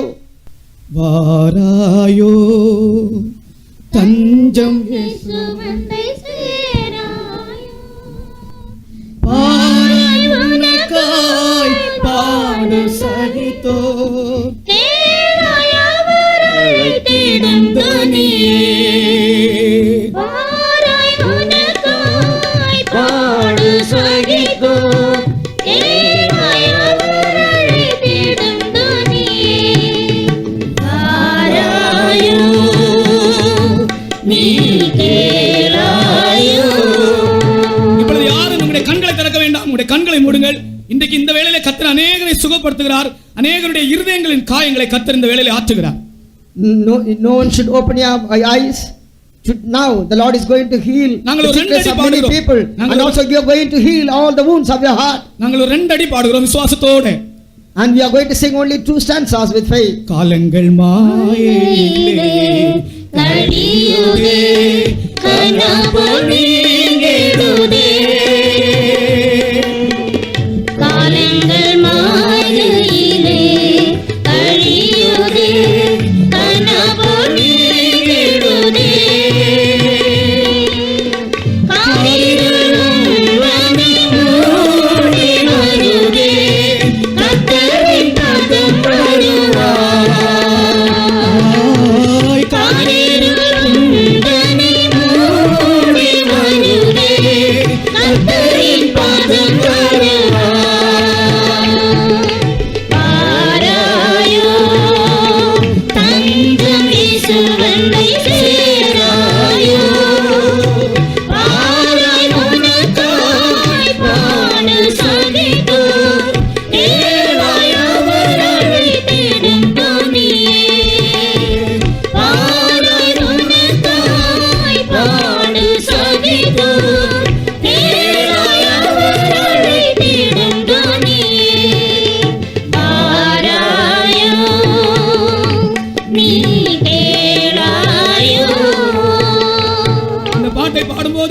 இந்த பாட்டை பாடும்போது உங்களில் அநேகரை தேவனுடைய வல்லமை தொட்டு கொண்டிருக்கிறது. When you are going to sing this song, the power of God will touch many of you. நீங்கள் அநேகர் சத்துருவா இருக்கிறீர்கள், உங்களை தேவன் அவருடைய சிநேகிதராய் மாற்றுகிறார். Many of you remain as enemy to God, but God is going to change you as His friend. இன்றைக்கு நீங்கள் போகும்போது கிலெயாத் என்னுடையது என்று சொல்லி தான் திரும்பி போக வேண்டும். When you go away from this place, you must claim that Gilead is mine. கிலெயாத்தின் தைலத்தை பார்க்கலும் விசேஷமான ஒரு தைலத்தையும் வைத்தியனையும் நான் கண்டேன் என்ற அறிக்கையோடு நீ திரும்பி போக You வேண்டும். must return with a confession that I have seen a better physician and better balm than that of Gilead. இரத்தத்தை சிந்தினாரே உந்தனையே சுத்தனாயாதிடவே இரத்தத்தை சிந்தினாரே உந்தனையே சுத்தனாயாதிடவே சத்துருவாகிய உன்னை தமது புத்திரனாக மாற்றுவார்.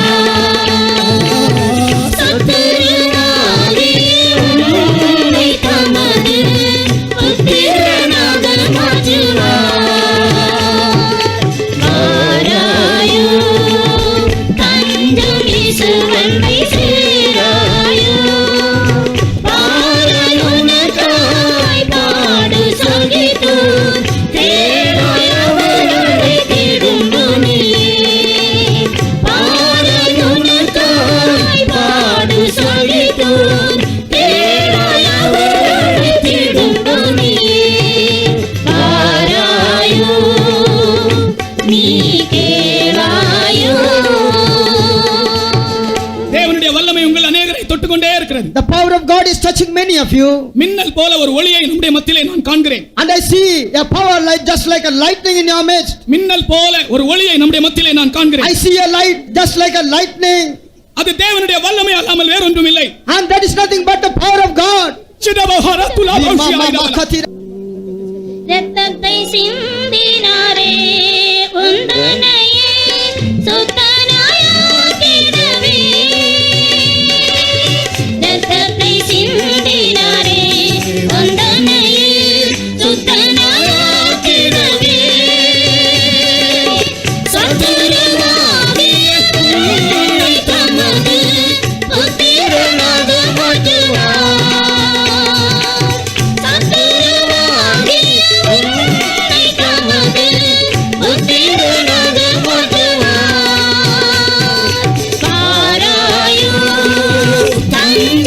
சுவந்தை சேராயோ பாரயுனக்காய் பாடு சகித்தோர் ஏழையவரை தேடும் துணியே பாரயுனக்காய் பாடு சகித்தோர் ஏழையவரை தேடும் துணியே பாராயோ நீ கேளாயோ இரத்தத்தை சிந்தினாரே உந்தனையே சுத்தனாயாதிடவே இரத்தத்தை சிந்தினாரே உந்தனையே சுத்தனாயாதிடவே சத்துருவாகிய உன்னை தமது புத்திரனாக மாற்றுவார். சத்துருவாகிய உன்னை தமது புத்திரனாக மாற்றுவார். சத்துருவாகிய உன்னை தமது புத்திரனாக மாற்றுவார். சத்துருவாகிய உன்னை தமது புத்திரனாக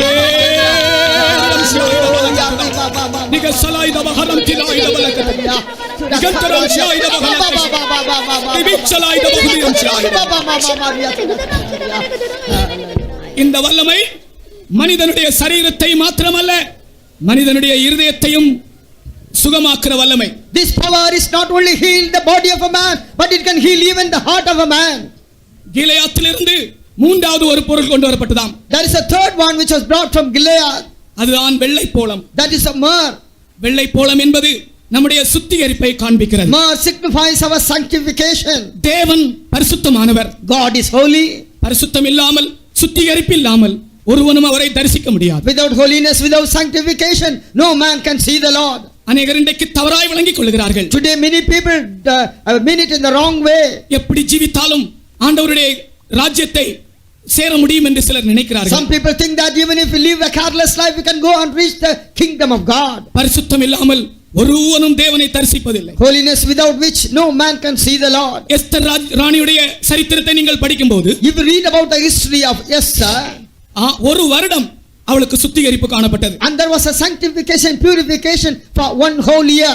6 மாதம் வெள்ளை போலத்தினால் உண்டான சுத்திகரிப்பு. And for 6 months she was purified of myrrh. ஆகையால் இந்த இடத்திலே வெள்ளை போலத்தை நாம் நம்முடைய ராஜாவுக்கு முன்பாக நிற்க தகுதியாவதற்கேற்ற ஒரு சுத்திகரிப்பு என்று உங்களுக்கு நான் வைக்கிறேன். So today let us take that this myrrh is the one which can make us and purify us and sanctify us to present us before our God. உன்னுடைய தேவனுக்கு முன்பாக நீ நிற்க தகுதியாக வேண்டுமென்றால் உன் ஜீவியத்தில் ஒரு சுத்திகரிப்பு வேண்டும்.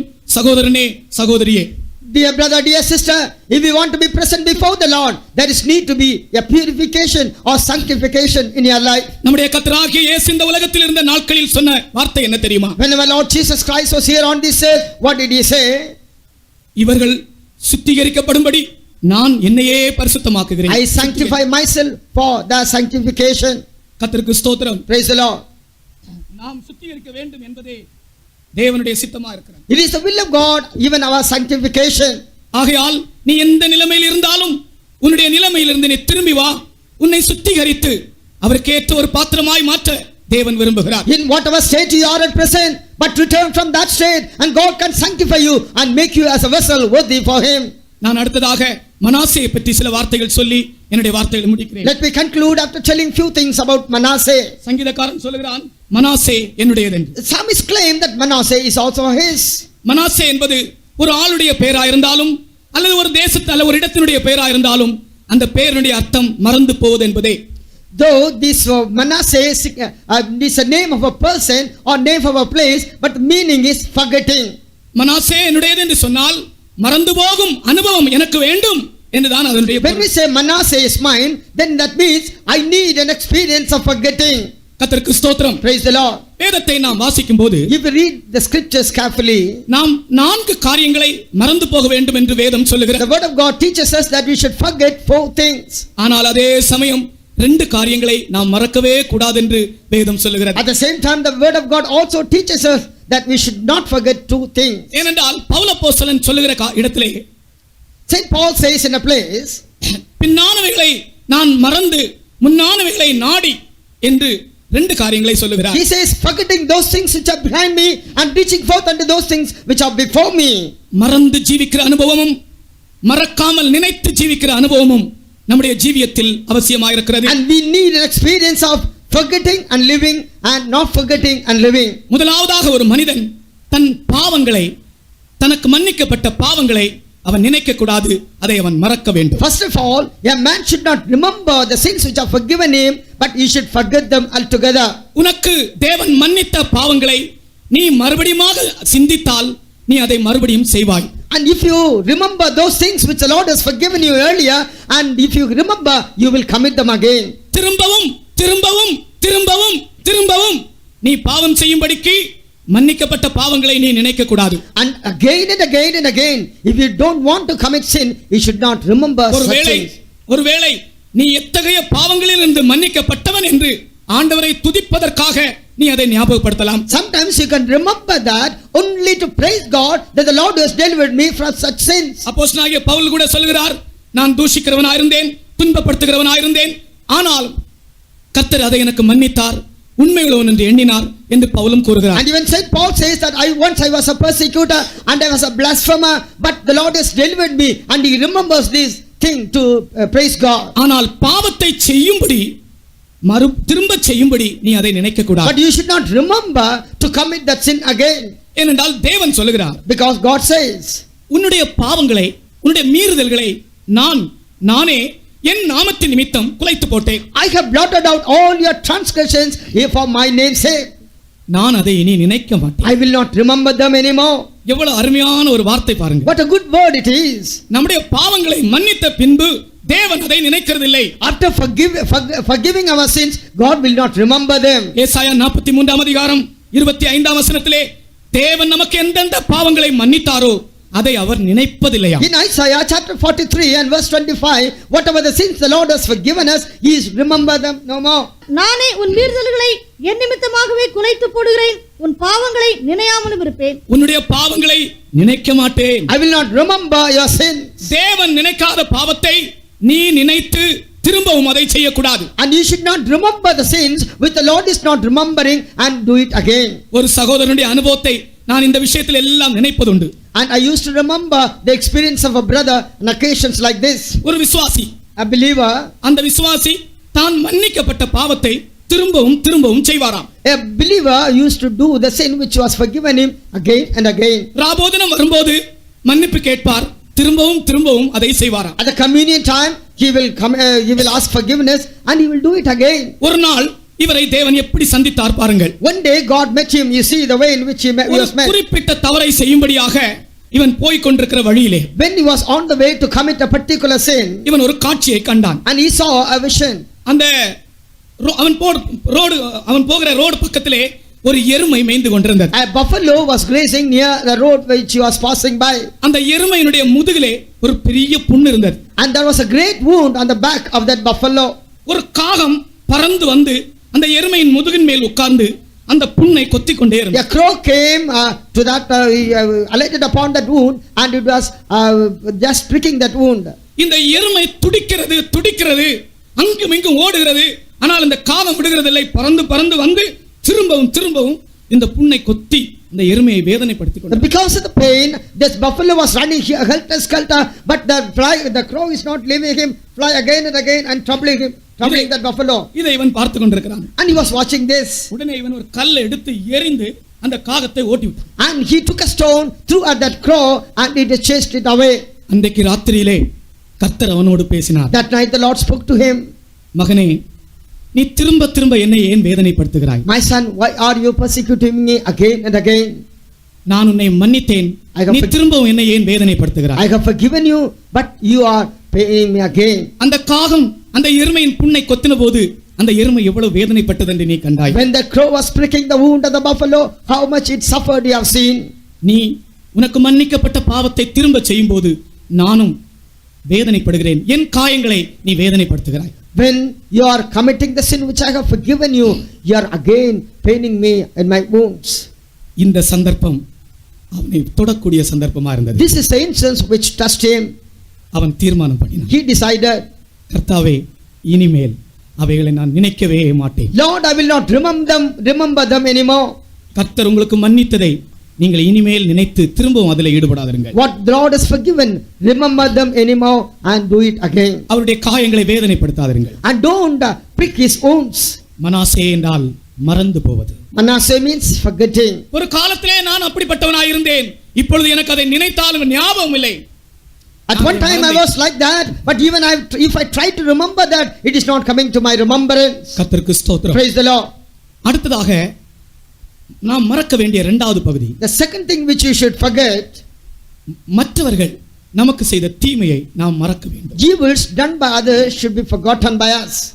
ஒரு மெய்கிறிஸ்தவன் என்றால் பிறர் செய்கிற தீமைகளை மன்னித்து மறக்க வேண்டும். A true Christian is the one who forgives and forgets evil committed by others. கர்த்தர் சொல்லுகிறார், நீ பழி வாங்காதே. The Lord says, don't take revenge. பழி வாங்குதல் என்னுடையது என்று கர்த்தர் சொன்னார். And taking revenge is mine. மற்றவர்கள் நமக்கு தீமை செய்தாலும் இயேசுவின் நாமத்தில் அதை மன்னித்து மறப்பதுதான் மனாசே.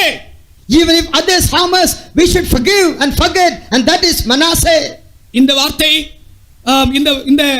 இந்த வசனத்தை நான் இப்படி தியானித்த போது எனக்குள்ளே ஒரு பெரிய சந்தோஷம் உண்டானது. When I meditated this verse like this, there was a great joy which came to my heart. சாதாரணமாக மனிதர்கள் நமக்கு செய்கிற தீமையை நாம் மன்னிப்போம், ஆனால் அதை மறப்பதில்லை. Generally we may forget the harm done by others, but we will never forgive them, but we will never forget them. ஆனால் மனாசே என்பது நாம் அதை மறந்து போக வேண்டும். But Manasseh means we should even forget them. பழிக்கு பழி வாங்குவது ஒரு தேவனுடைய பிள்ளையின் வேலை அல்ல. It is not the work of a child of God to take revenge. பழிக்கு பழி வாங்குதல் தேவனுடையது. Taking revenge is the Lord's.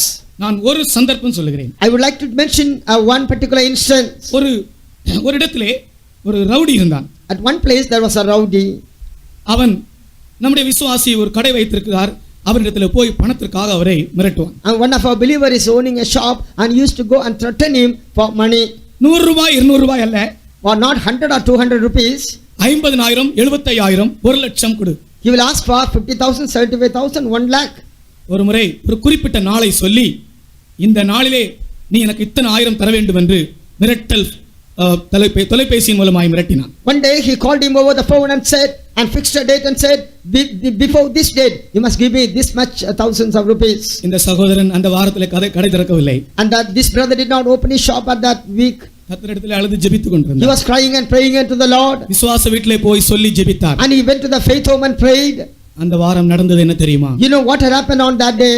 வேறொரு காரியத்திலே அவன் போலீசாரால் பிடிக்கப்பட்டு சுடப்பட்டு கொல்லப்பட்டான். And he was caught by the police and he was shot by the police and he died. அதே நாளில் கொல்லப்பட்டான். This very same day he was killed. பழிவாங்குதல் தேவனுடையது. So taking revenge is the Lord.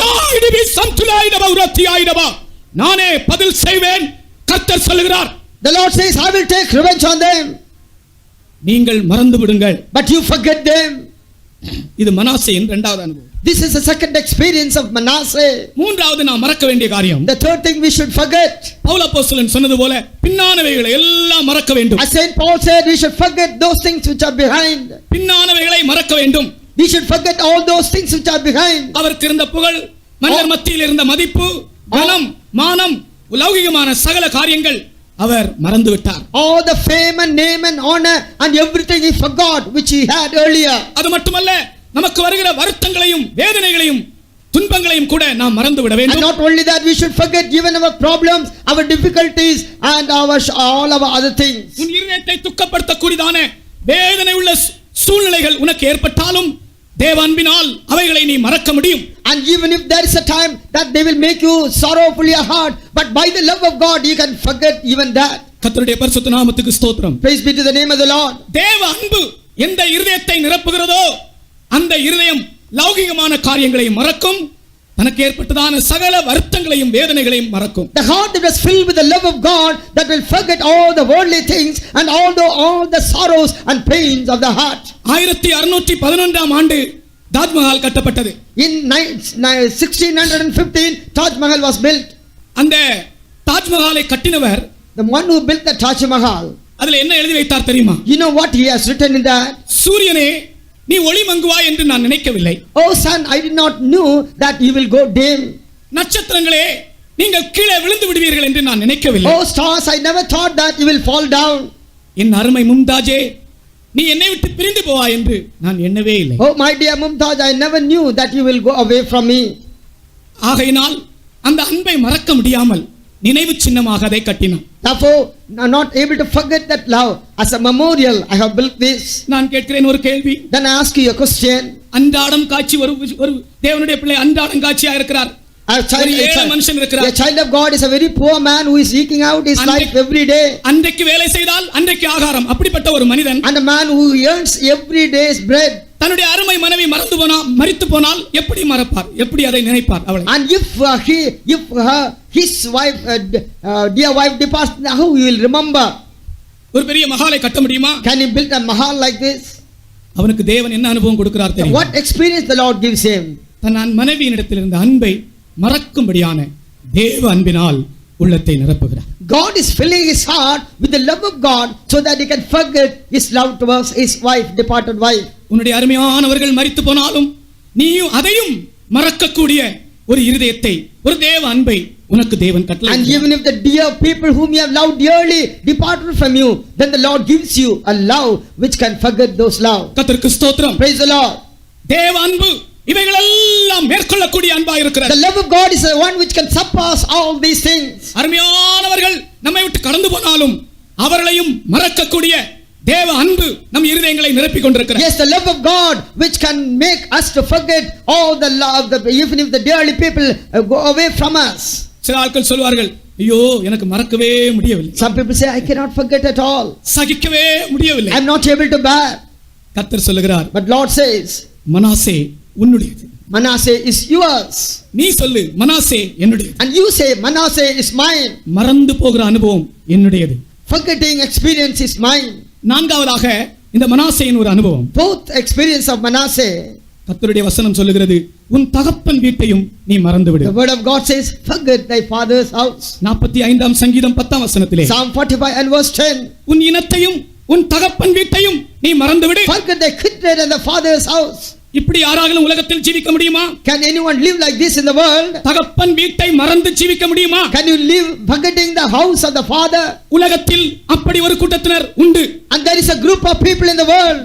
தகப்பன் வீட்டையும் மறந்து மாம்சத்துக்குரிய எல்லாரையும் மறந்து ஒரு கூட்டத்தினர் இந்த உலகத்தில் ஜீவிக்கிறார்கள். There is a group of people who are living in the world, forgetting the father's house and detaching from all the carnal ties. அவர்கள் தான் புதிய ஏற்பாட்டின் ஊழியக்காரர்கள். They are the New Testament servants of God. கர்த்தருடைய பரிசுத்த நாமத்துக்கு ஸ்தோத்திரம். Praise be to the name of the Lord. தகப்பனை மறந்தவர்கள், And those who have forgotten the father, தாயை மறந்தவர்கள், forgotten the mother, சகோதரனை மறந்தவர்கள், forgotten the brother, மாம்சத்துக்குரிய ஒவ்வொருவரையும் மறந்தவர்கள், and those who have forgotten all the carnal ties, தகப்பன் வீட்டை மறந்தவர்கள். those who have forgotten the father's house. கர்த்தருடைய வேதத்தில் அப்படி ஒரு வசனம் உண்டானால் அப்படி ஒரு ஜீவியமும் உண்டு. If there is a verse in the Bible like this, then there is an experience or a life also. குமாரத்தியே, நீ கேள், உன் தகப்பன் வீட்டை மறந்துவிடு, ராஜா உன் அழகில் பிரியப்படுவார். Oh daughter, incline thine ear and hear that forget thy father's house, then the king shall greatly desire in their beauty. அப்படித்தான் இன்றைக்கும் தங்கள் வீடுகளை மறந்து அநேகர் ஆண்டவருடைய ஊழியத்திற்காக எழும்பிக் கொண்டிருக்கிறார்கள். Likewise, even today many people are forgetting the father's house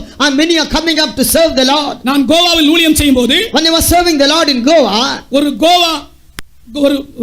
கோவாவை சேர்ந்த ஒரு பிள்ளை ஊழியத்துக்கு வந்தது. a Goan girl came for the ministry. பிரியமானவர்களே, கோவாவிலிருந்து ஒரு ஆள் ஊழியத்திற்கு வருவது என்று சொன்னால் மிக கடினமான ஒரு காரியம். It's a very difficult thing for a Goan to step out to do the ministry. ஆனால் அப்படிப்பட்ட ஒரு சகோதரி அந்த சூழ்நிலைகளில் இருந்து ஆண்டவருடைய ஊழியத்திற்காக எழும்பினார். But even among such circumstances, one of the sisters came forward to serve the Lord. அது ஊழியத்திற்கு புறப்படுகிற அன்றைக்கு, And the day when she was started for ministry, அவருடைய தகப்பன் ஒரு வார்த்தை சொன்னது எனக்கு இப்பொழுது ஞாபகம் வருகிறது. and her father told her one particular word. I still remember. Daddy expired என்று உனக்கு ஒரு டெலிகிராம் வந்தாலும் நீ இந்த வீட்டுக்கு திரும்பி வரக்கூடாது. He said, even if you receive a telegram, your daddy expert, you should not step into this house. அவர் சொன்ன வார்த்தை, இதில் எந்த விதமான மிகைப்படுத்தலும் நான் எக்ஸாஜரேட் பண்ணி சொல்லவில்லை.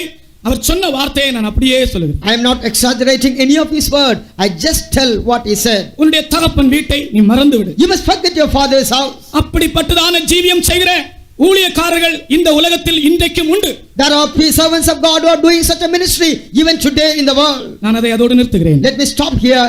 மனாசே என்றால் மறந்து போகுதல். Manasseh is forgetting. கர்த்தருக்கு ஸ்தோத்திரம். Praise the Lord. இனி ரெண்டு காரியங்களை நாம் மறக்க கூடாது. But at the same time, you should not forget two things. அதையும் சொல்லி நான் முடிக்கிறேன். And let me conclude with those words. நாம் மறக்க கூடாத ஒரு காரியம் என்ன தெரியுமா? What is the one thing which you should not forget?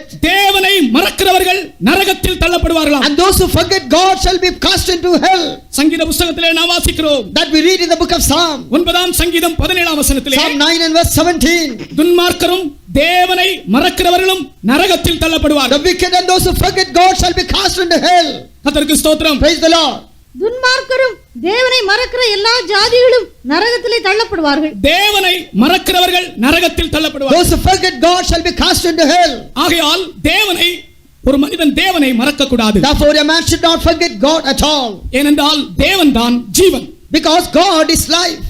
தேவன் ஜீவ தண்ணீரா இருக்கிறார். And he is a living water. அவரை மறந்தால் நமக்கு ஜீவன் இல்லை. And if we forget him, then there is no life for us. அந்த ஜீவ தண்ணீராகிய தேவனை நீ உன் வாழ்க்கையில் மறக்கவே கூடாது. You should never forget the living water who is God. அடுத்ததாக நீ மறக்க கூடாத ஒரு காரியம் என்ன தெரியுமா? Nextly, what you should not forget. எருசலேமே, நான் உன்னை மறந்தால் என் வலதுகரம் தன் தொழிலை மறப்பதாக. Jerusalem, if I forget thee, let my right hand forget our cunning. நாம் மறக்க கூடாத ஒரு காரியம் எருசலேம். Another important thing that we should not forget is Jerusalem. எருசலேமே, நான் உன்னை மறந்தால் என்னுடைய வலதுகரம் தன் தொழிலை மறப்பதாக. Oh Jerusalem, if I forget thee, let my right hand forget her work or cunning. ஒரு டிரைவர் தன்னுடைய டிரைவிங் தொழிலை மறப்பானா? Can a driver forget his driving? ஒரு மேஸ்திரி தான் வீடு கட்டுகிற தொழிலை மறப்பானா? Can a mason forget his building work? மறக்க முடியுமா? Can he forget? ஒரு ஆசிரியன் தான் படிப்பிக்கிற அந்த தன்னுடைய வேலையை உத்தியோகத்தை அவன் மறக்க முடியுமா? Can a teacher forget his teaching? இதுபோல உலகத்தில் ஒரு மனிதன் தன்னுடைய தொழிலை மறக்க முடியுமோ? So can any man forget his own work? எருசலேமை மறக்கிறவன் தன் தொழிலை மறக்கிறான். But he that forget Jerusalem forget his own profession. பிரியமானவர்களே, எருசலேமை நாம் மறக்க கூடாது. We should never forget Jerusalem. எருசலேம் தான் இந்த நாட்களில் இந்த உலகத்தில் இருக்கிற தேவனுடைய சபை. Jerusalem is a church of God which is prevalent in the world. புதிய ஏற்பாட்டின் சபையை ஒருவன் மறக்கவே That கூடாது. means no one should forget the New Testament church. காரணம் என்ன? What is the reason? அந்த பரம எருசலேம் தான் நம்முடைய தாய் என்று வேதம் சொல்லுகிறது. The word of God says Jerusalem above is our mother. கர்த்தருக்கு ஸ்தோத்திரம். Praise the Lord. மேலான எருசலேமோ நம் எல்லாருக்கும் தாயானவள். Jerusalem above is a mother for us all.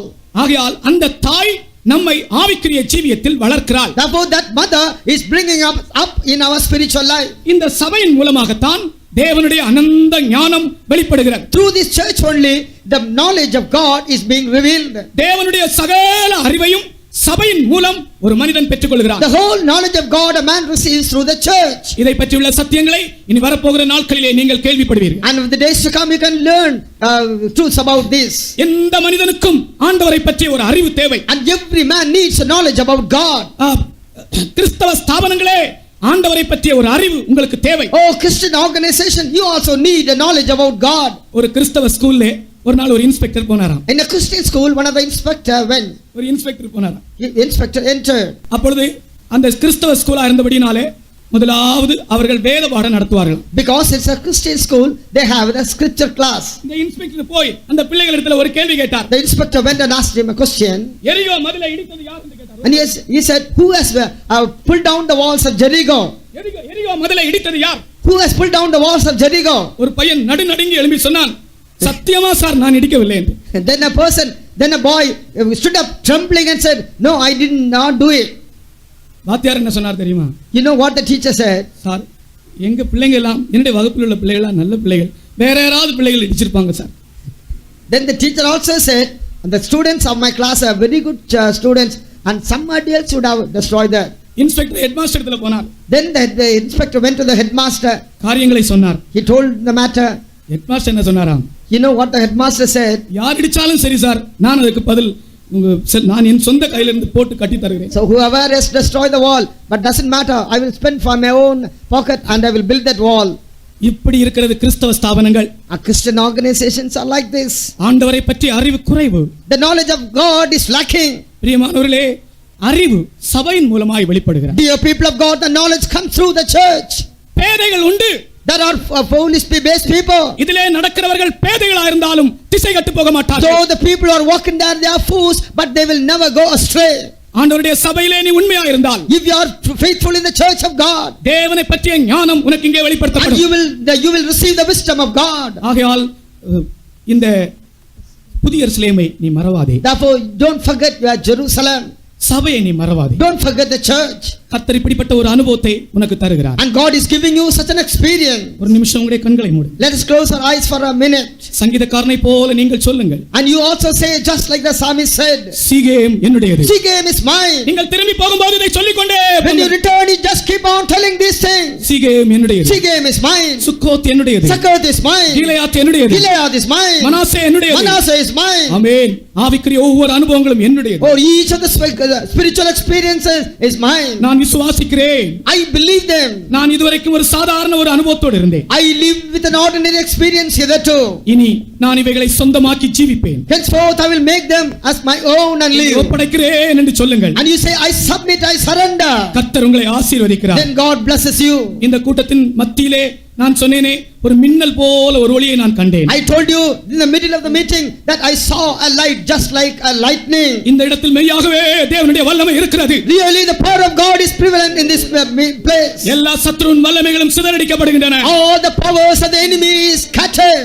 நீங்கள் இந்த பந்தலுக்குள் வந்தவர்கள் யாரா இருந்தாலும் ஆண்டவர் உங்களை தொட்டு உங்களை வல்லமைப்படுத்தி பலப்படுத்தி அனுப்புகிறார். And whoever has stepped into this pandal, the Lord has strengthened you, the Lord has given you power and he is going to send you. உங்களை ஆசீர்வதிக்கிறார். Yes, he is blessing you. உங்களுடைய குடும்பங்களை He ஆசீர்வதிக்கிறார். blesses your families. உங்களுடைய பிள்ளைகளை He ஆசீர்வதிக்கிறார். blesses your children. உனக்கு விரோதமாக எழும்புகிற ஆயுதங்கள் வாய்க்காதே போகும். And any weapon that comes against thee shall not prosper.